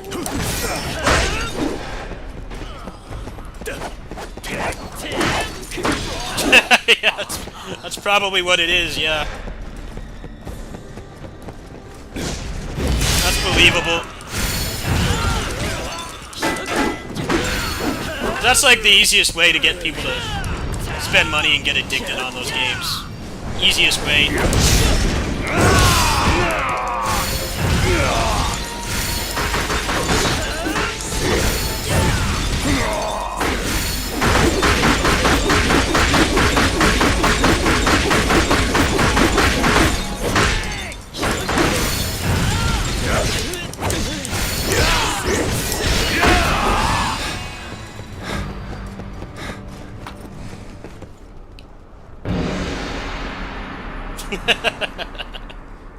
Yeah, you know you've screwed up if you can't monetize inventory.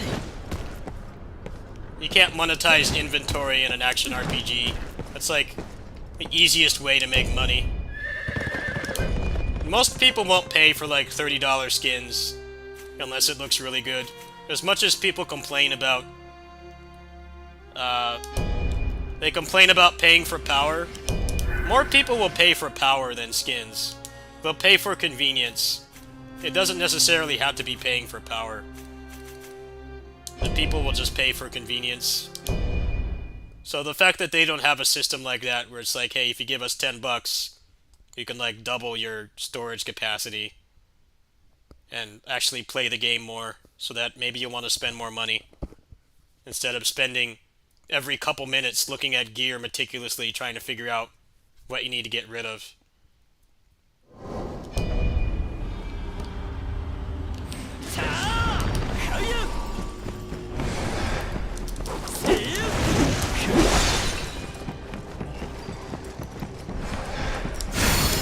I won't be surprised if their way of fixing the inventory management problem is making you pay for it. I'm just surprised it's not part of the game already.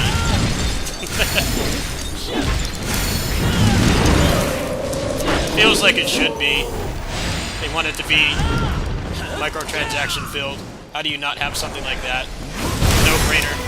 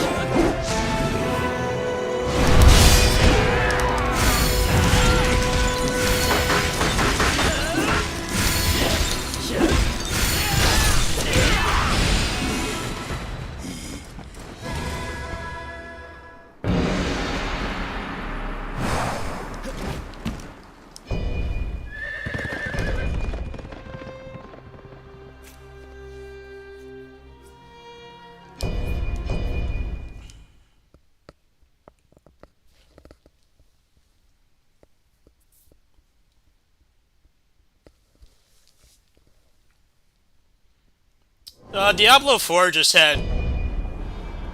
I played it at launch. It had, like, really bad build variety. It felt like I could play this. I could play Neo 2 and get better gear.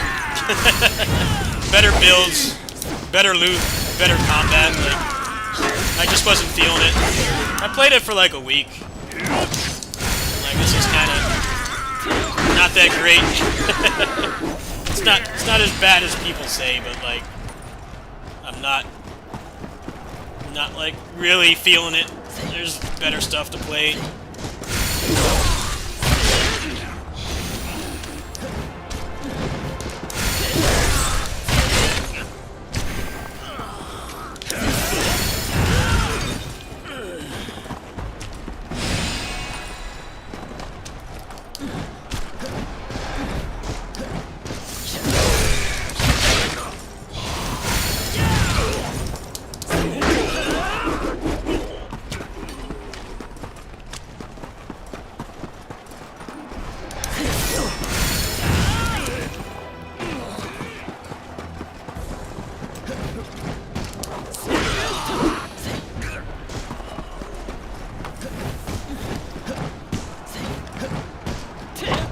I heard the build variety got a little bit better, but like still not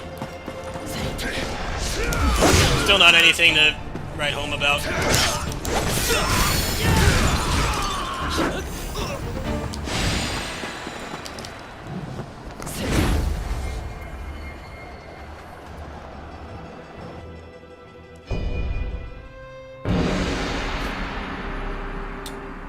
Yeah, I wasn't really a fan of the design where you have something on your hotbar, and its only purpose is to let you use another move.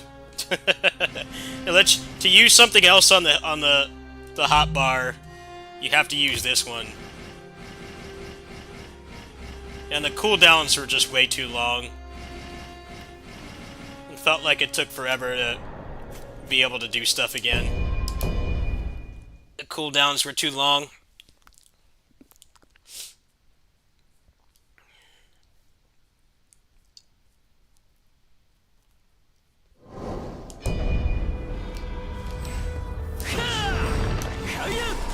I don't feel like really long cooldowns. They say it's to like balance the game, but most of the time for me, it feels like it just prevents me from having any agency over my character. That's what I feel most of the time.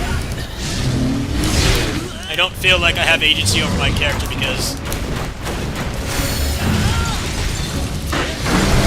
it takes too long to actually do what I want.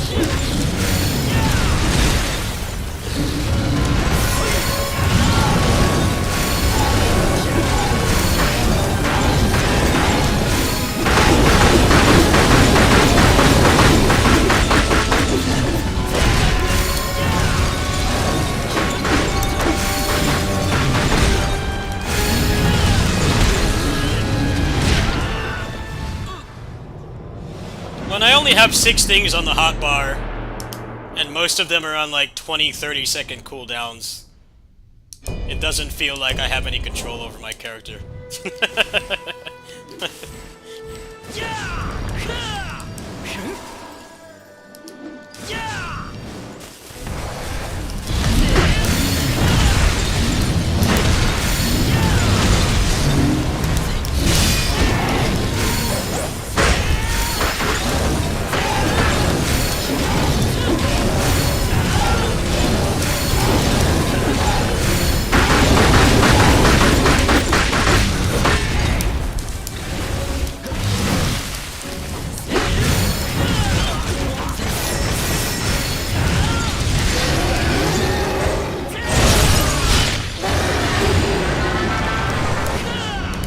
Well, you're supposed to feel like you get progressively more powerful, and you have decisions to make to get powerful.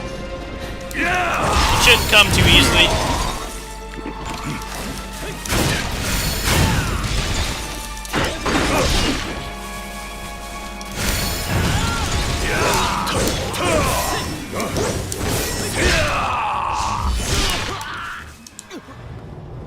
It shouldn't come too easily. Should feel like you're actually progressing every time that you play.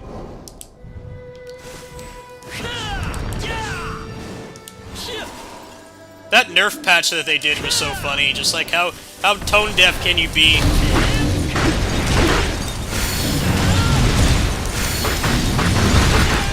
How tone deaf can you be to the people that play your games?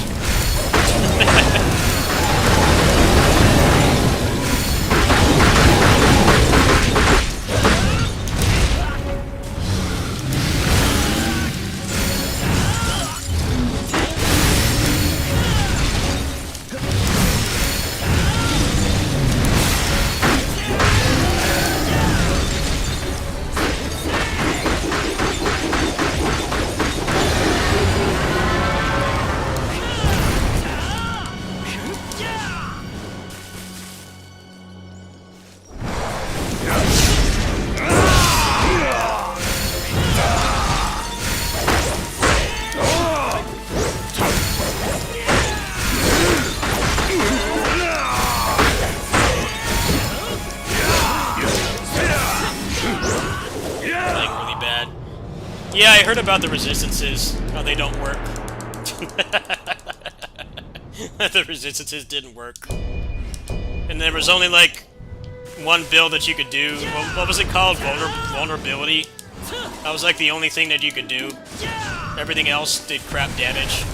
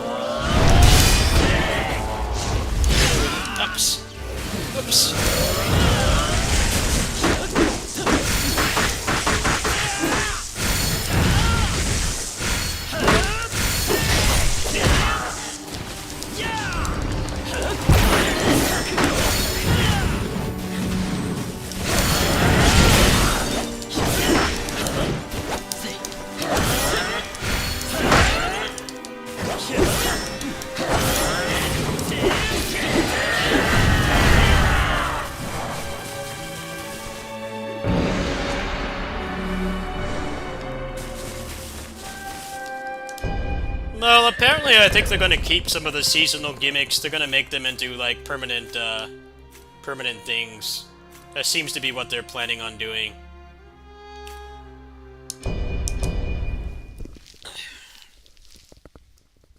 I think the way they launched the game was really bad, too. How they didn't have a season up.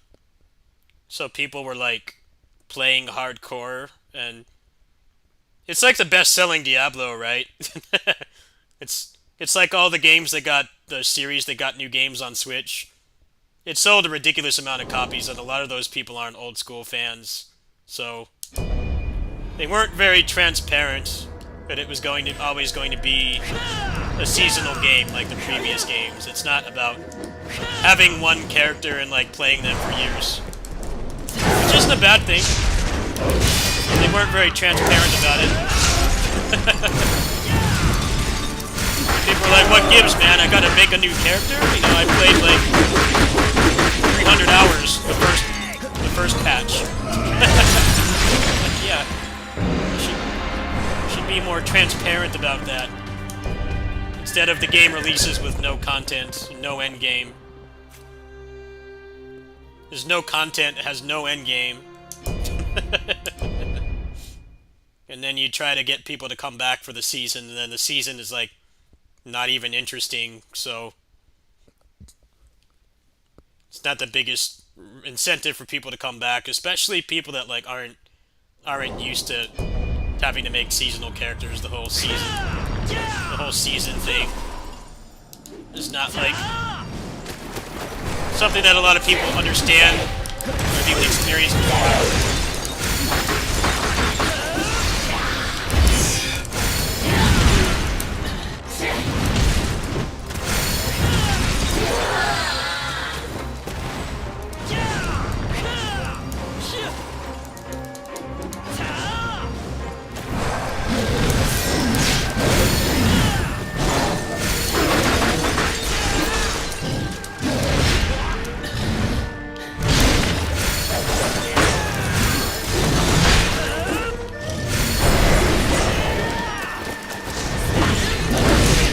Ouch!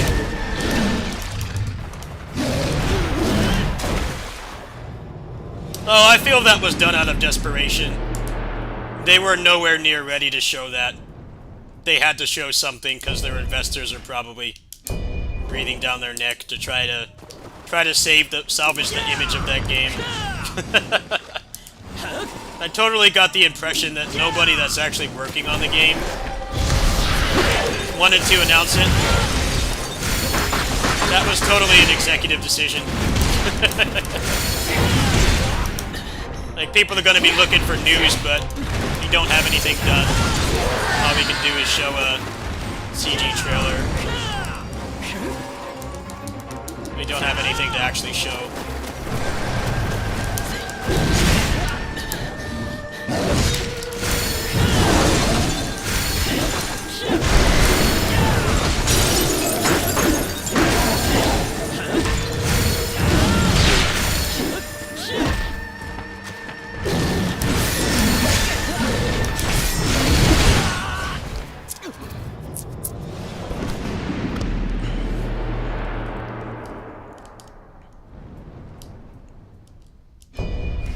No, the 99% thing is true.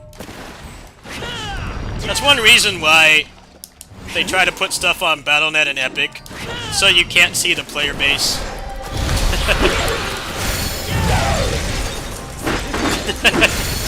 You can't see the player base.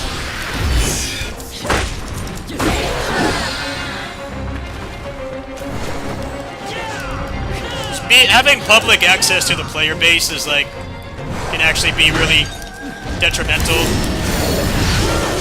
As people can see, like, this Battle Royale's got like 2,000 people on, so it barely functions. There's not enough people on to have like more than like 100 concurrent games at once. So people won't touch it. And when you only have your Overwatch and stuff on Battle.net,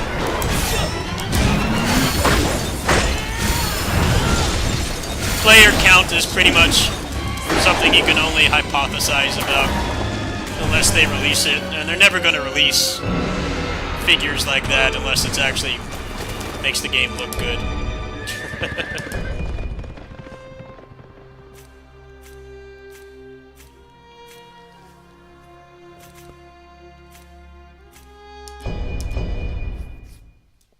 Oh, they're totally desperate because they did that with Overwatch 2 as well.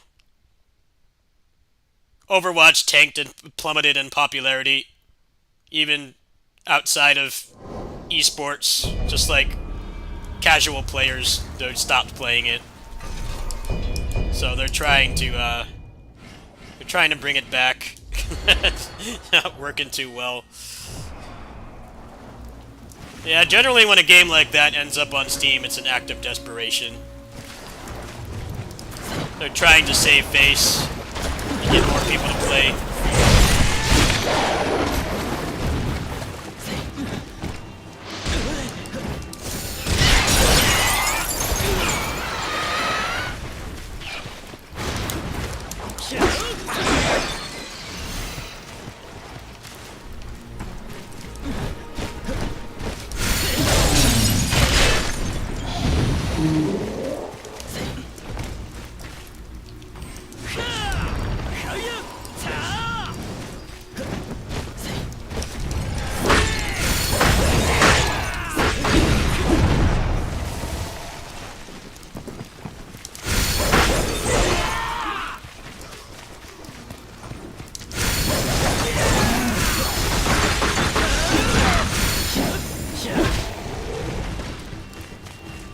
Yeah, yeah. I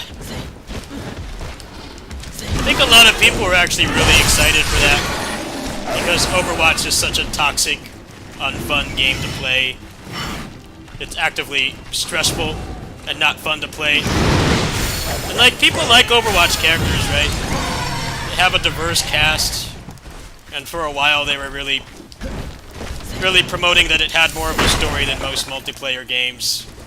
So people were like excited, like, you know, I can play the game and I don't have to get yelled at by 8-year-olds all the time. Or have somebody call me the N-word because I don't, you know, kill that guy in the corner. There was a lot of excitement around it, and they just kind of floundered it.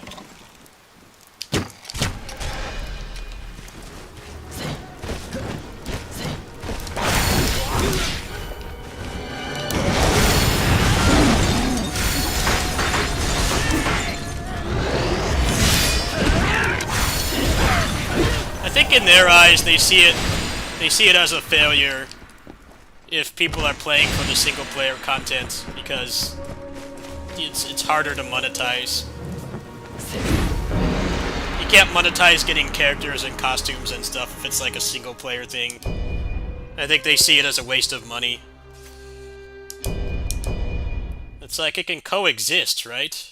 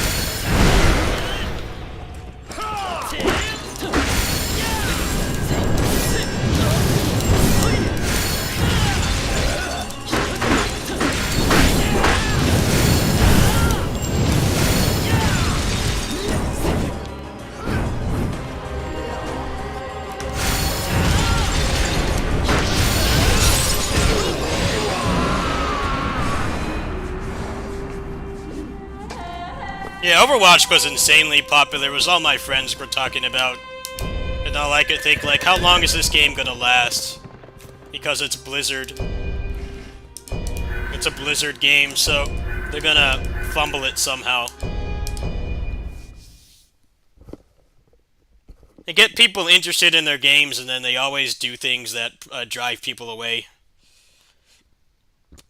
Overwatch is just, from what I've seen, I've never played it, of course, because I knew it's not my kind of game, but seemed very agonizing and unfun to play.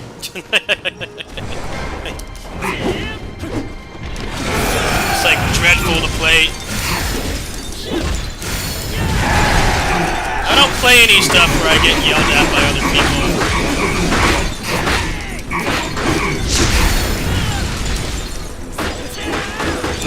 I yell at myself enough already. I don't need to be yelled at by complete strangers. It's not fun.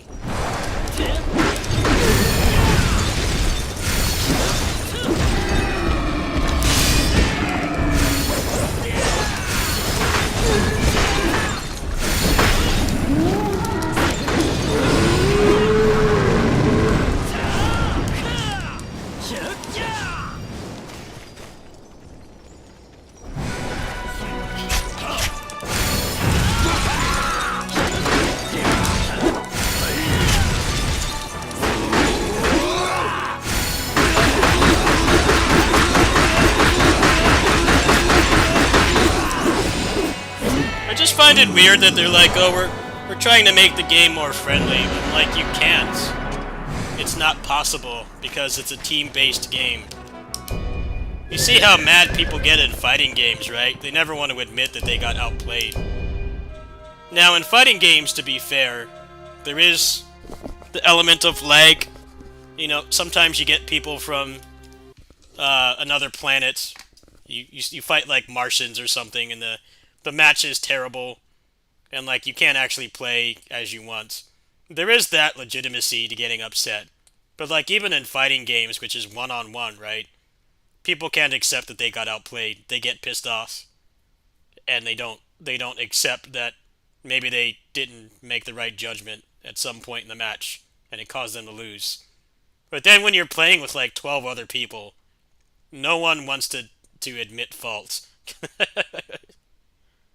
No one wants to admit fault. It's always somebody else's fault. And people will just yell and just say horrible things to each other. I'm like, isn't this supposed to be fun? That's why I avoid team-based games, because they're all like that. And they keep trying to say they're going to make them less toxic. I'm like, you can't. It's not possible. That format of game style is just... It's not possible. You cannot make it not toxic. It's just how those games work. You get people on Xbox Live calling you the N-word because you beat them in Street Fighter. Imagine when you have 12 of those people on your team and not one person wants to admit that maybe they made a mistake. Maybe they're at least partially at fault. No, it's always somebody else's fault.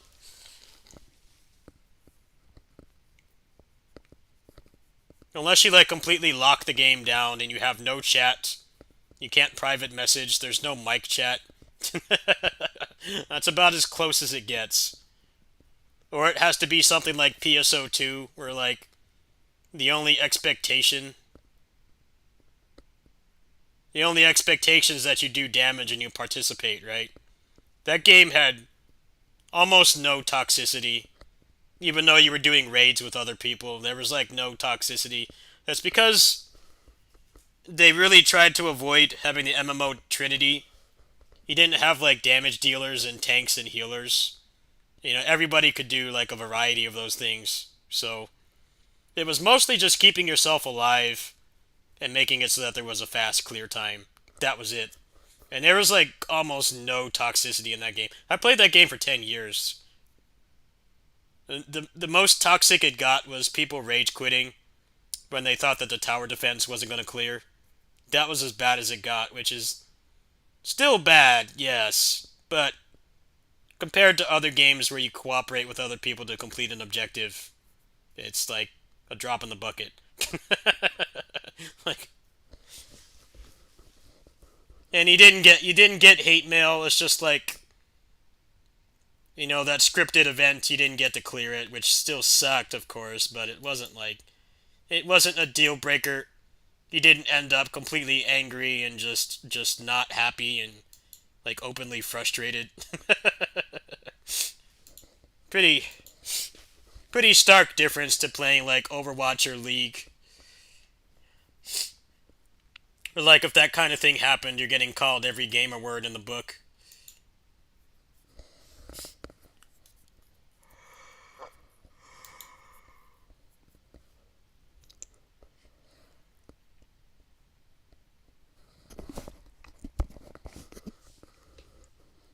Well, New Genesis has basically lost. It's lost all the player base that actually played the game. All that's left is weebs dressing up their guy in real life characters. That's all that's left. And you can tell that the developers, the staff are like very aware of that because they just keep adding.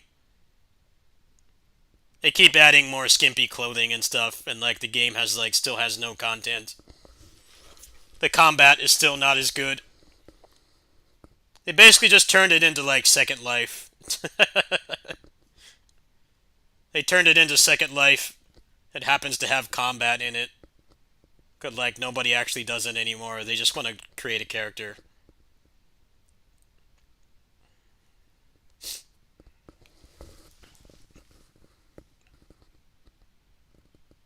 Yeah, I definitely agree with you. I miss it too. I miss that game every day, man. Nothing else hits as hard as that game. That was my favorite service game of all time. I played over 1,000 hours of it. Probably more than that, actually. I played a lot of that game. And then New Genesis came out, and I was very cautiously optimistic. But then as I saw more and more of it, I'm like, this just looks bad. It looks worse.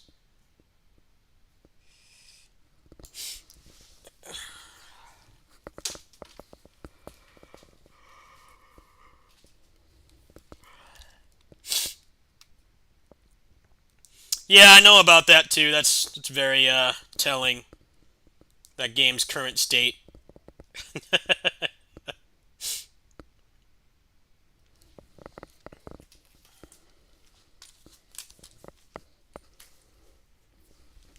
Well, they mishandled the entire global version of PSO2. I didn't start playing it until the end of its lifespan because I knew exactly what they were doing. They wanted to say that they had a localized version of PSO2 because people were asking for it for 9 years, right? They thought that they were doing a lot of goodwill, but they completely ruined the balance of the game. Because you're grinding for stuff that was supposed to last an entire episode, right? That game had episode best in slot gear, and then over time they would add the next episode, and then you would have like more gear to grind for and make your character stronger. But when the episodes only last like 2 months, and you already have balance patches from the end of the game's lifespan, it just makes it pointless to play. There's no reason to play it. As they completely went against the intent of the developers, which was to not go through the game that quick. I saw people grinding for like the ultimate quest gear and stuff. I'm like, at the rate they're going, in 2 months that shit's gonna be useless. Lo and behold, I was right. They immediately went to episode 4 like instantly. I'm like, yeah, the drop rates in that mode made people quit when it was new on the Japanese server, and they're putting it on there like it's this insane endgame content. It's like it's not. And they're not going to be stuck with it for a year and a half like we were. It's just a complete waste of time to play. I mean, it's nice that people got to experience it, but it's really only worth it, like, at the end of its lifespan when they weren't speedrunning through all the content.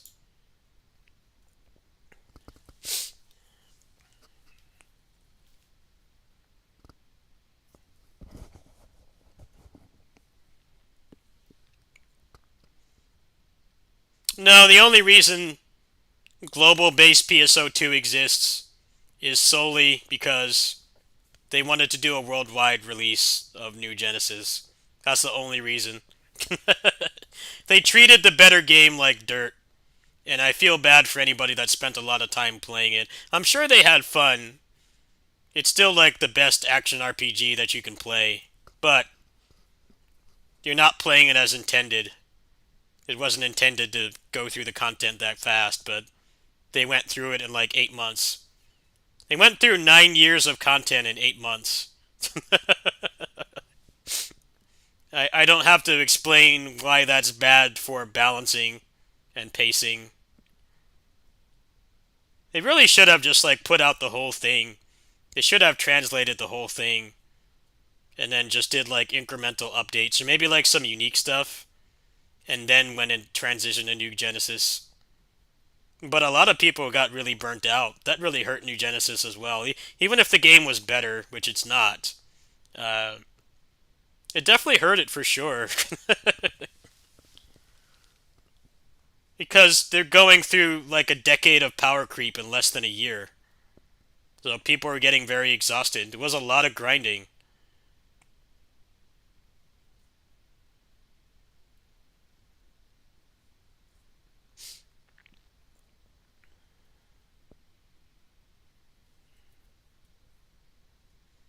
Well, part of the problem is they had like the damage values for the attacks and stuff was all from the end of the game.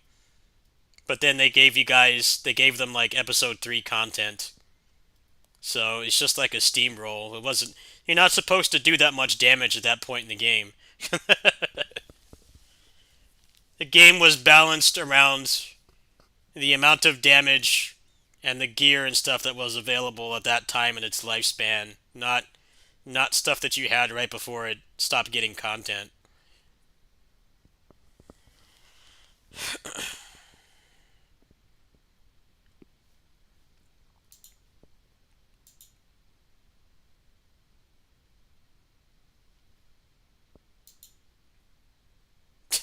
Yeah.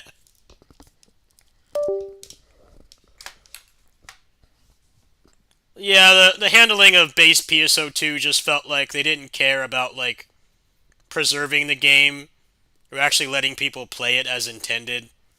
They just wanted to speedrun through the content so that they could do a worldwide release.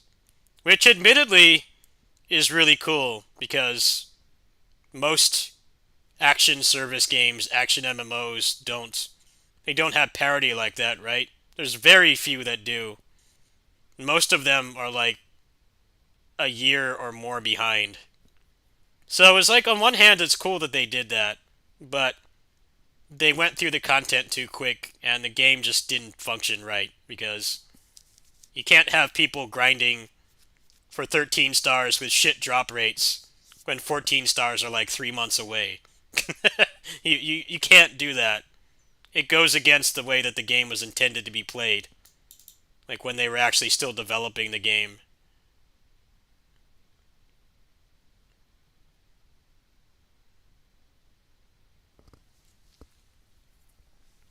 Oh, well, I'll tell you why that game is marketed the way it is. It's all because of the costumes. Apparently, legally, if they called it PSO3, which the game basically is, right? You might not want to admit it, but it is the third PSO game. It is. It's just not called that. And the reason it's not called that is because apparently they would have had to renegotiate all the rights for the collaboration costumes and stuff. And the main gimmick of New Genesis was that everything carried over, right? You didn't carry over your level, but like all your clothes and stuff carried over. So they had to call it New Genesis instead of what it actually is. It's the third game. Everything about it is the third game.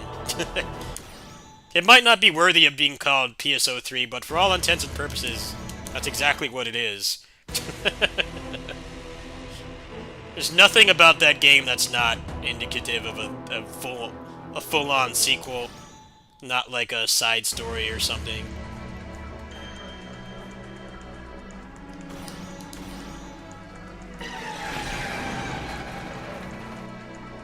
The same thing with this, it's like what they did with CSGO, Overwatch, all those games. It's like you can call it what it is. It's just the same game, it's just rebranded. And they have to call it a sequel even though it's really not. It's the same damn game with like a little bit more content. It looks a little bit better. It's not a sequel. They just have to call it that, even though it's not. It's not a sequel. Yeah, I can probably do that. I'll see.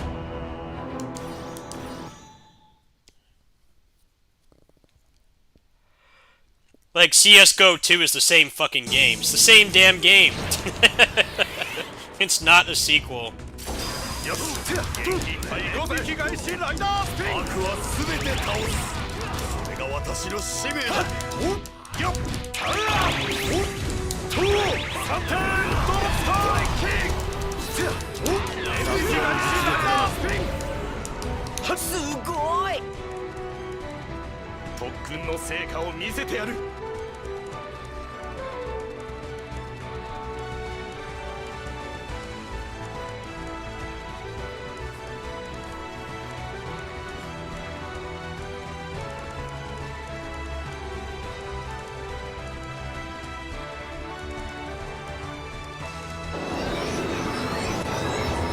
The average Musou expansion could be called a sequel more than, like, Overwatch 2. CSGO 2. It's just a rebranding. 99の技の一つ竹飛びコンクルの成果を見せてやるよっ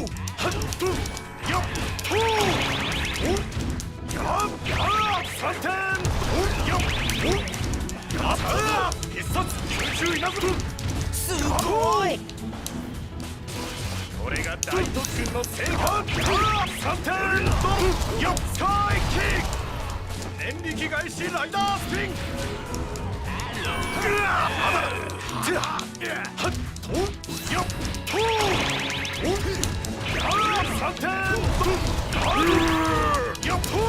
必殺空中3点ドロップ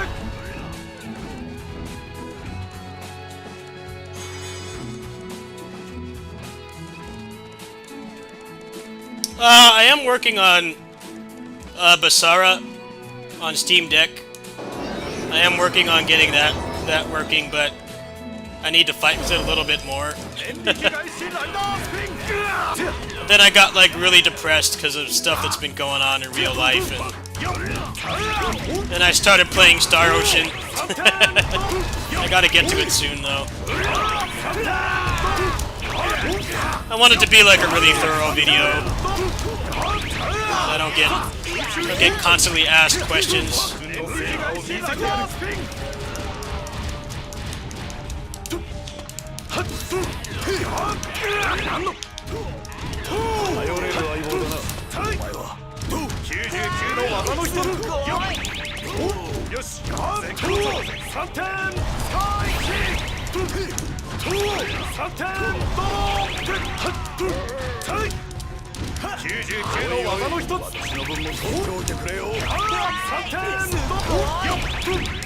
俺には99の技があるこのくらい楽勝さ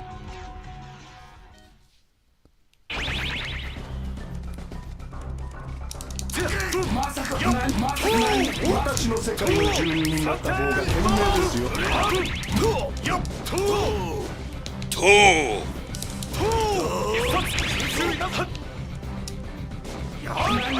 Yes!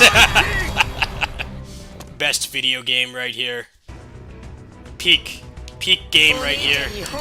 The ultimate video game. 仮面ライダーはいつだって正義の味方だ Anything where you can ride or kick people is a top tier video game in my opinion. Especially when you can do two of them. Team up with somebody else and do a ride or kick as well. And gaming doesn't get any better than that. Peak gaming.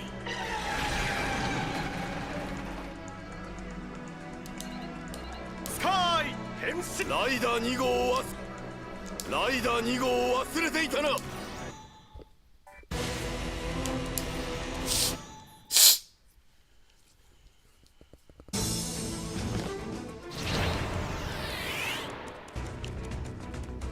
し行こうぜスカイキックは全て倒すそれが私の使命だはっおはい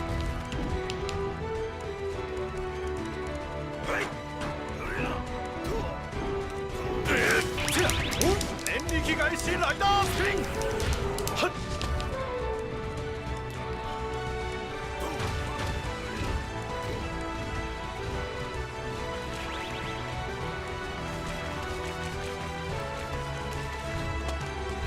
I need a sequel to this game.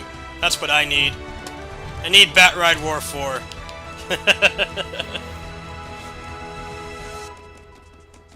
Far more likely than a Basara 5, that's for sure. I think this game is very underrated in the Musou community. It's not even region locked. It's not even region locked.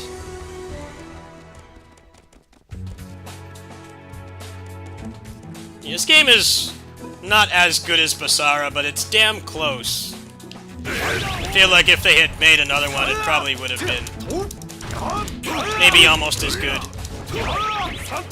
This is a legit good Musou game, even if you're not into Kamen Rider. It's still a really good game. And thanks to my bounty, we got the game running at 60 FPS, so... That was one of the things that was a really hard sell. This game has some technical stuff that you can do in it, but doing it at 30 FPS felt really awful. But now that's been fixed, so...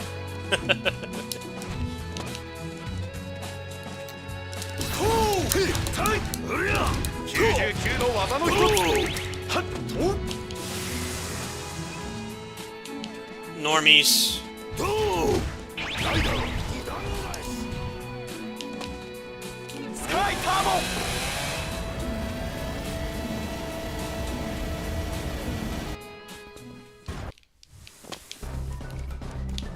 はっと。よっと。うりゃ。3点。私の勝利は揺るがない。よっと。一冊空中にな。うりゃ。99の技の一つ。 Ida Holton. Yes! Look at my bro there. Mr. Ichimonji. We're chilling. This fucking game, man. Ultimate video game.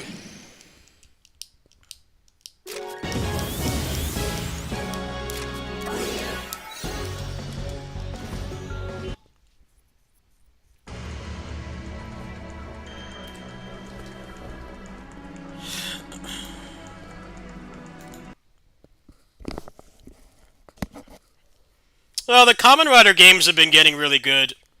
The game I was just playing was like the last good Kamen Rider game for like several years. Because the year after they put out Climax Fighters, which is like a Power Stone type fighting game, but there's two problems.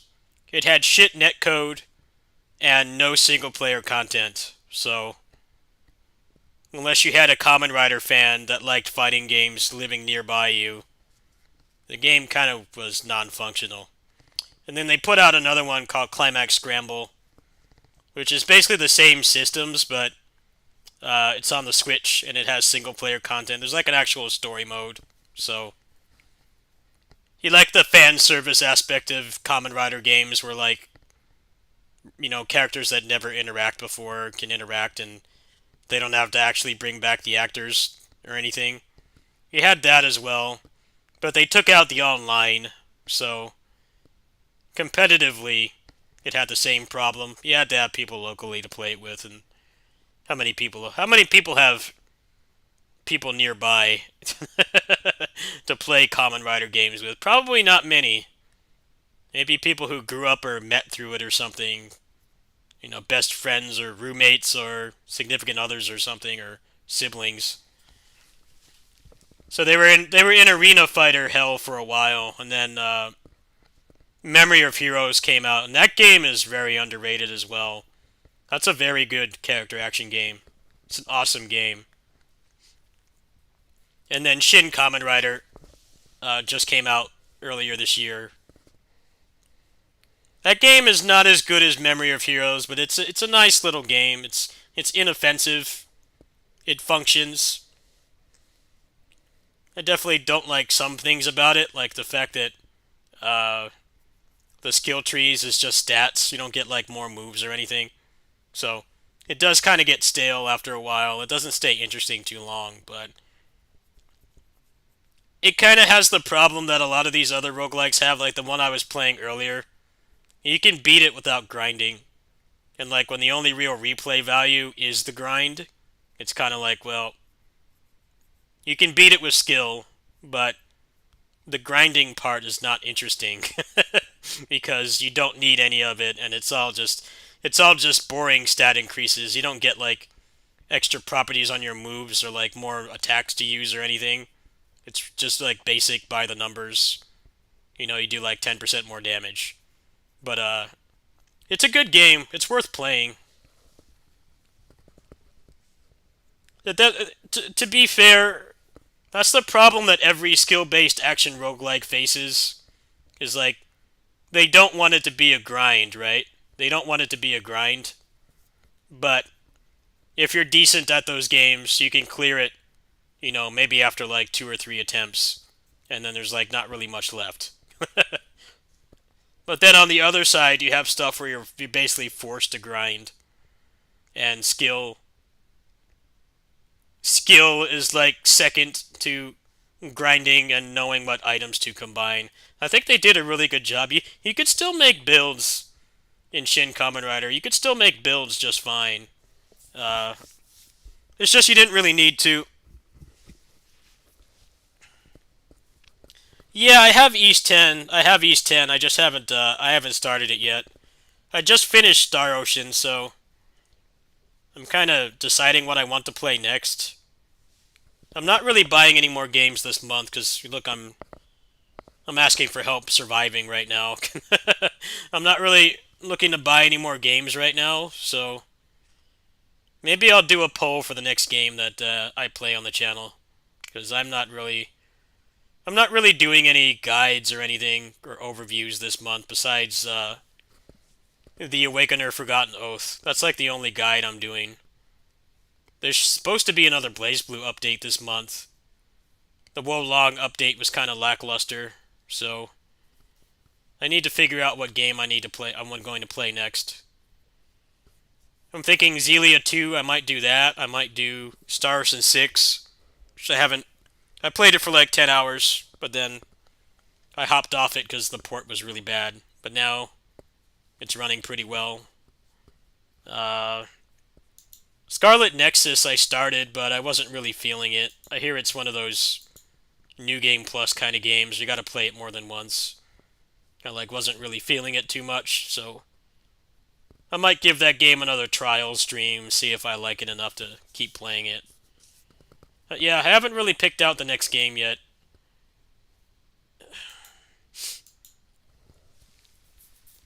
It's kind of a dry period for me. I don't really think there's much else really coming out this year I'm really interested in, so mostly just going to be playing stuff I already have, or things I backlogged, or updates for stuff I already bought. That's really all I'm really planning on doing this month. I'm not doing any, crazy content.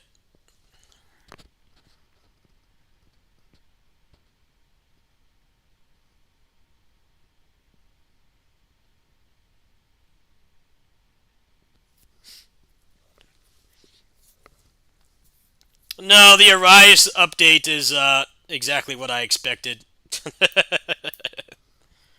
It's more of the same, which for some people isn't a bad thing. But they didn't update the game at all. They didn't change the mechanics or make it better in any way. So if you didn't like the original game, you're not going to like the DLC. And the DLC is also not worth the money, because it's $30. And it's just mostly fetch quests, a couple cutscenes, 2 unique boss fights, and everything else is just doing the same thing you've already been doing, the same monsters and everything.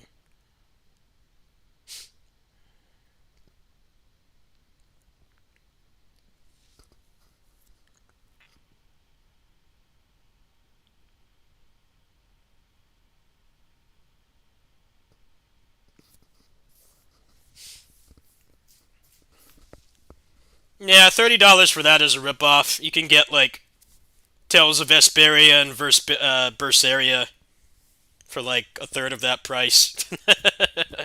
I bought somebody that comes in here, I bought him a copy of Tales of Vesperia for $2 last week. So, paying $30 for mostly going through the same content again with 2 unique boss fights, and everything else is exactly the same. It's just not worth it. I've had people asking about it, and I'm like, man, I hated playing that game. Why do people want to watch me play that game? I'm trying to, not play stuff that I hate, because I do have that problem of... I try to see the good in every game, but I'm like clearly not feeling it, and I keep trying to give it a chance, and it like just doesn't get better. It's the definition of a toxic relationship. I'm like trying to not do that anymore, you know.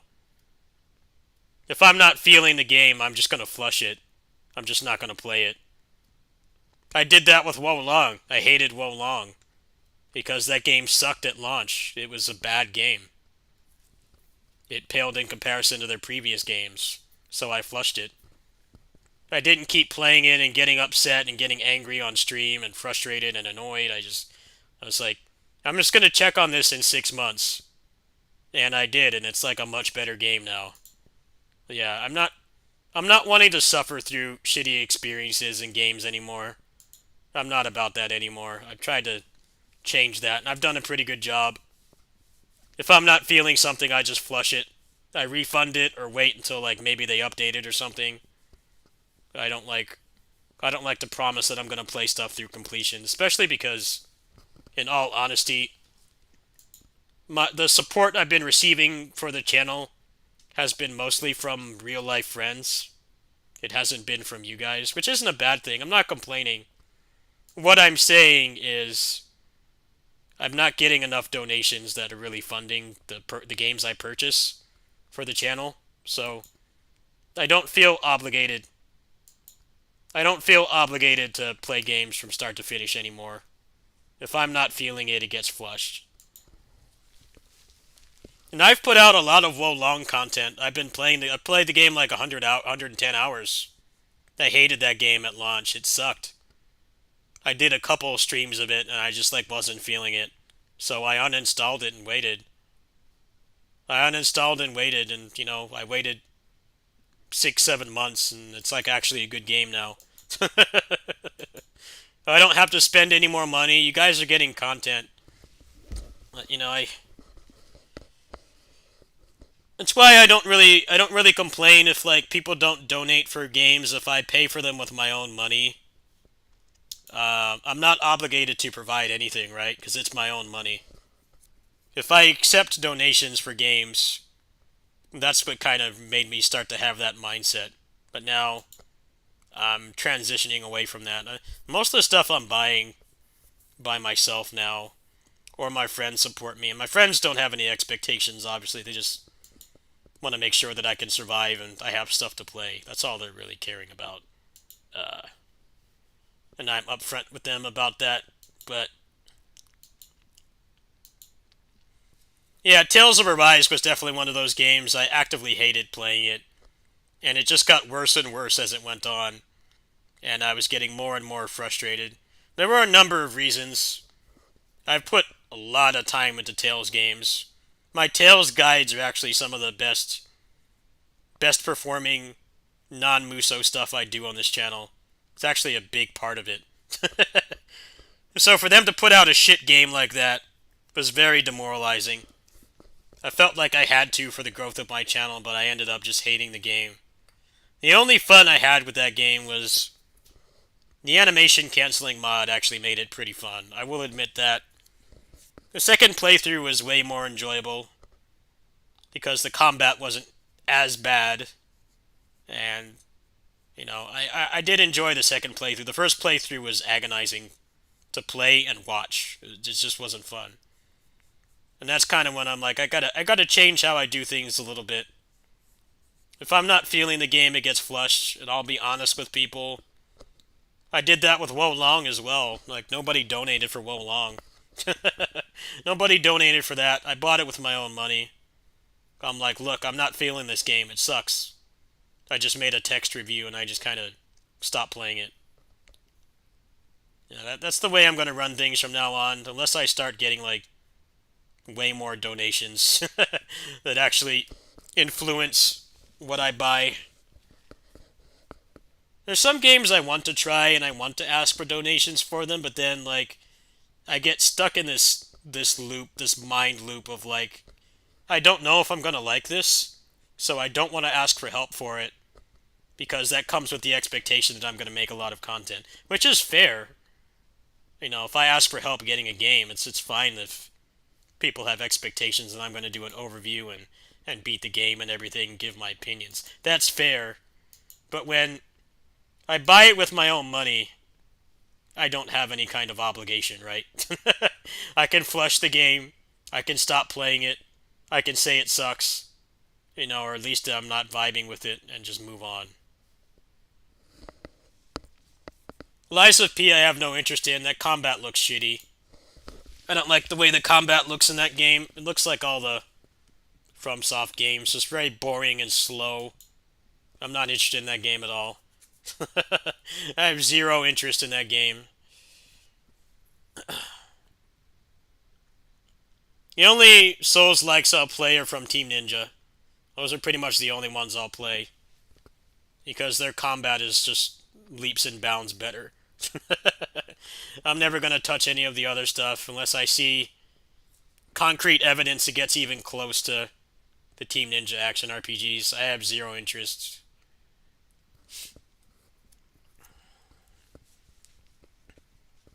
No, you're welcome to donate. I mean, shit, I need help right now, but right now it's mostly going towards my survival. I mean, if you want to suggest I play something, then I can choose to do it. But right now, there's just not really anything I'm really interested in right now. It's mostly just stuff I have backlogged, or things that aren't out yet, or things that I've already bought that I'm waiting on updates for. Let's go ahead and look. Let's see what I'm going to be doing next month, and then I gotta go, I think, because I got stuff to do in the morning. Let's see here. What's coming out next month? Should start planning out my purchases, because honestly, the support I've been getting has not really been enough to influence what I'm buying. Again, I'm not complaining. I'm just saying I'm buying it with my own money, so let's see here.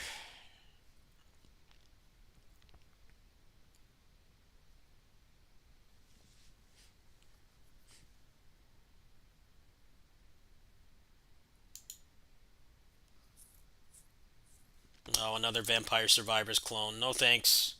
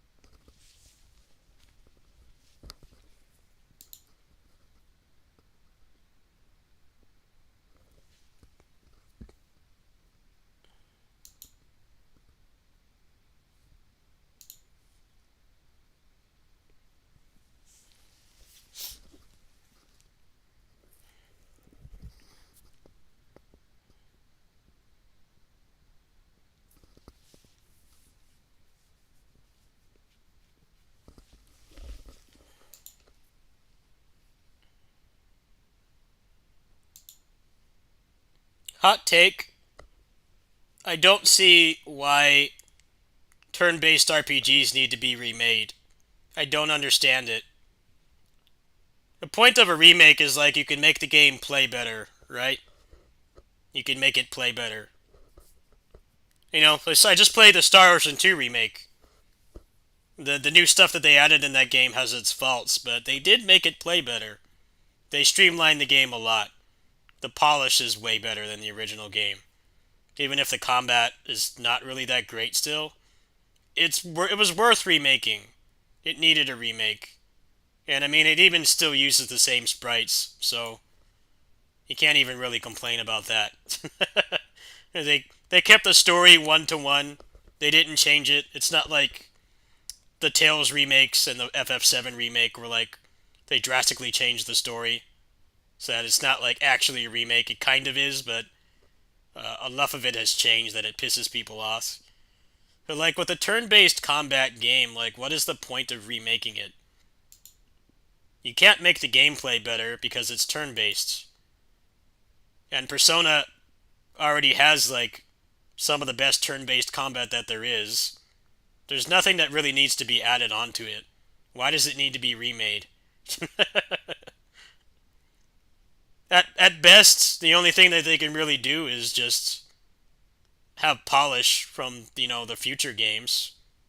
Persona 4 and 5 and the expansions Golden and Royal. They can include stuff from that, but it doesn't need to be remade. There's nothing that you can really change gameplay-wise. And it's clear that they want it to be a faithful remake, like the Star Ocean remake, and not, fuck with the story too much. It's just why does it need to be remade? I don't get it. I'm not a fan of Persona, so I'm not, speaking with a lot of expertise here. I just feel like when it's turn-based combat, the main focus of it, a remake, to, make it play better, is kind of gone. Especially when, it already has, some of the best turn-based combat. You have a lot more control over it than a lot of other turn-based games. You're not just standing there and trading hits. There's a lot of strategy and thought that goes into the battle system. So I don't understand why it needs to be remade. If they had tried to make it like the FF7 remake and completely change how the game plays and update it and stuff, I could see that, but I just feel when the game is turn-based, there's just not a lot to work with. I'm not saying it's a bad thing. I might not like turn-based combat, but I understand that it's still relevant. It's just, the old game is fine. It doesn't need to be remade.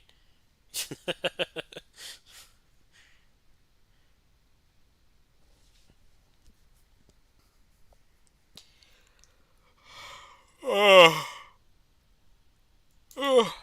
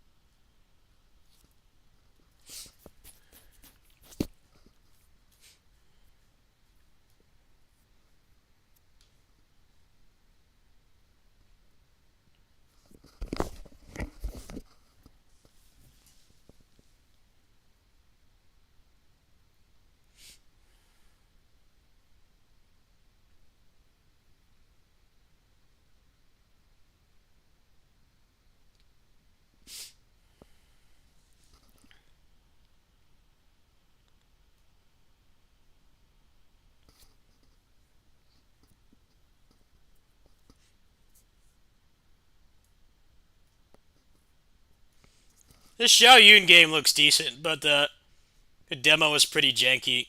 Apparently this comes out the beginning of next month. I might check this out.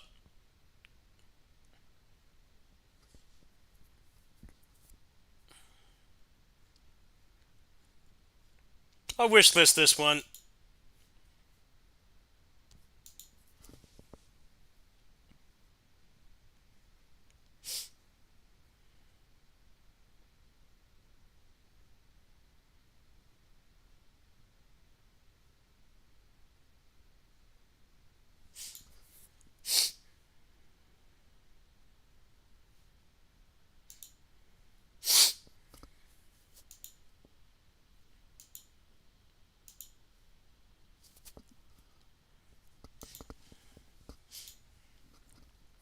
I didn't really like that game. I tried it a little bit. Maybe I'll give it another shot, but I wasn't really feeling that game.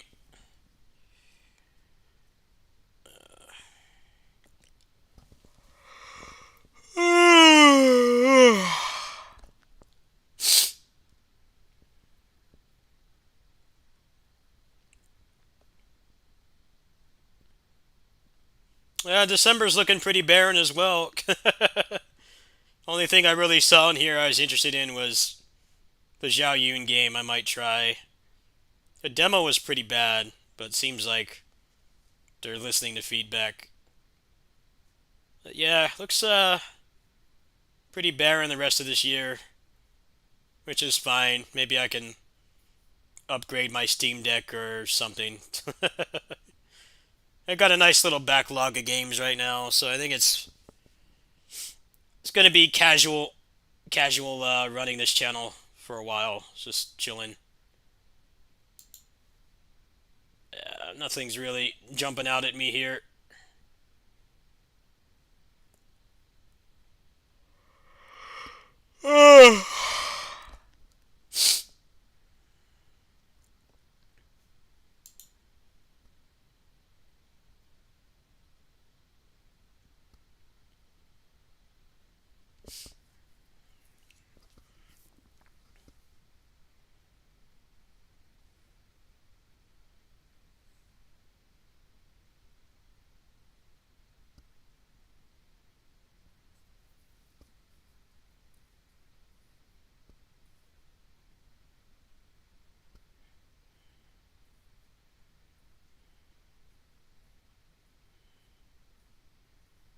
This actually looks pretty cool.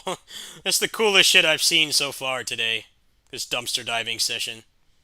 I think this one might be something I'm interested in. This looks pretty cool.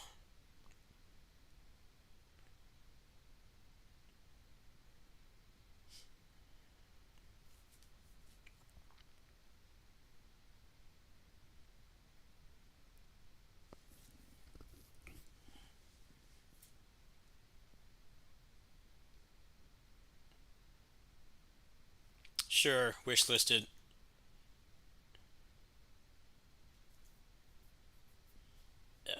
That looks like my kind of game. All right, well there's two games the rest of this year.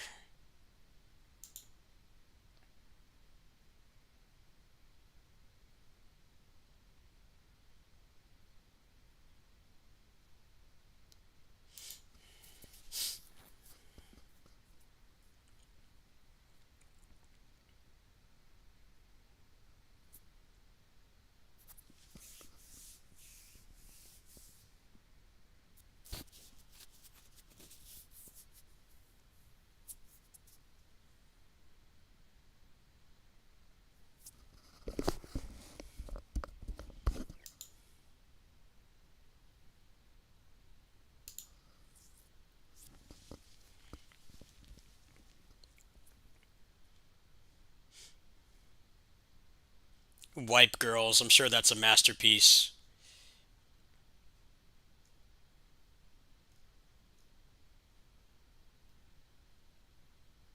Oh, Akatori. I'm interested in this game. Yeah, this game looks cool. I'm interested in this. I doubt that game's making 2023 though. Doesn't look like they're very far along. Bushiden's also not coming out this year. I think that game's gonna get pushed back again. I've been waiting for that game for a long time, but they keep delaying it. They made the mistake of thinking that they could make a game like that in like a year, and they can't.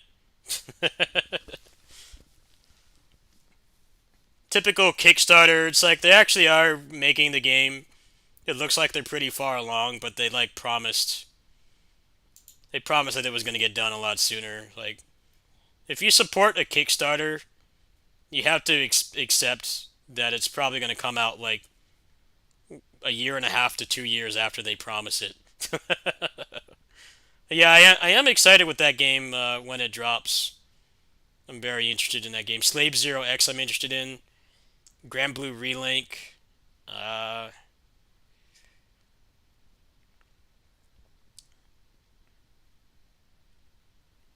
yeah, it's looking pretty barren right now, folks. I don't really see too much. I'm like super excited for. I got some existing games to play. This game is going to get updates, I'm sure. Blaze Blue's supposed to have another update this month. Last Epic I haven't played much, but that's going to be a couple months from now.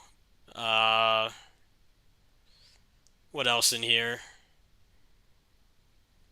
Binary I need to play more. Maybe I'll play that. Maybe that'll be the next game I play. I might play this. What else here? Pirate Warriors 4 DLC should be next month. And I already paid for that, so I'll be playing that. Gravity Circuit update soon.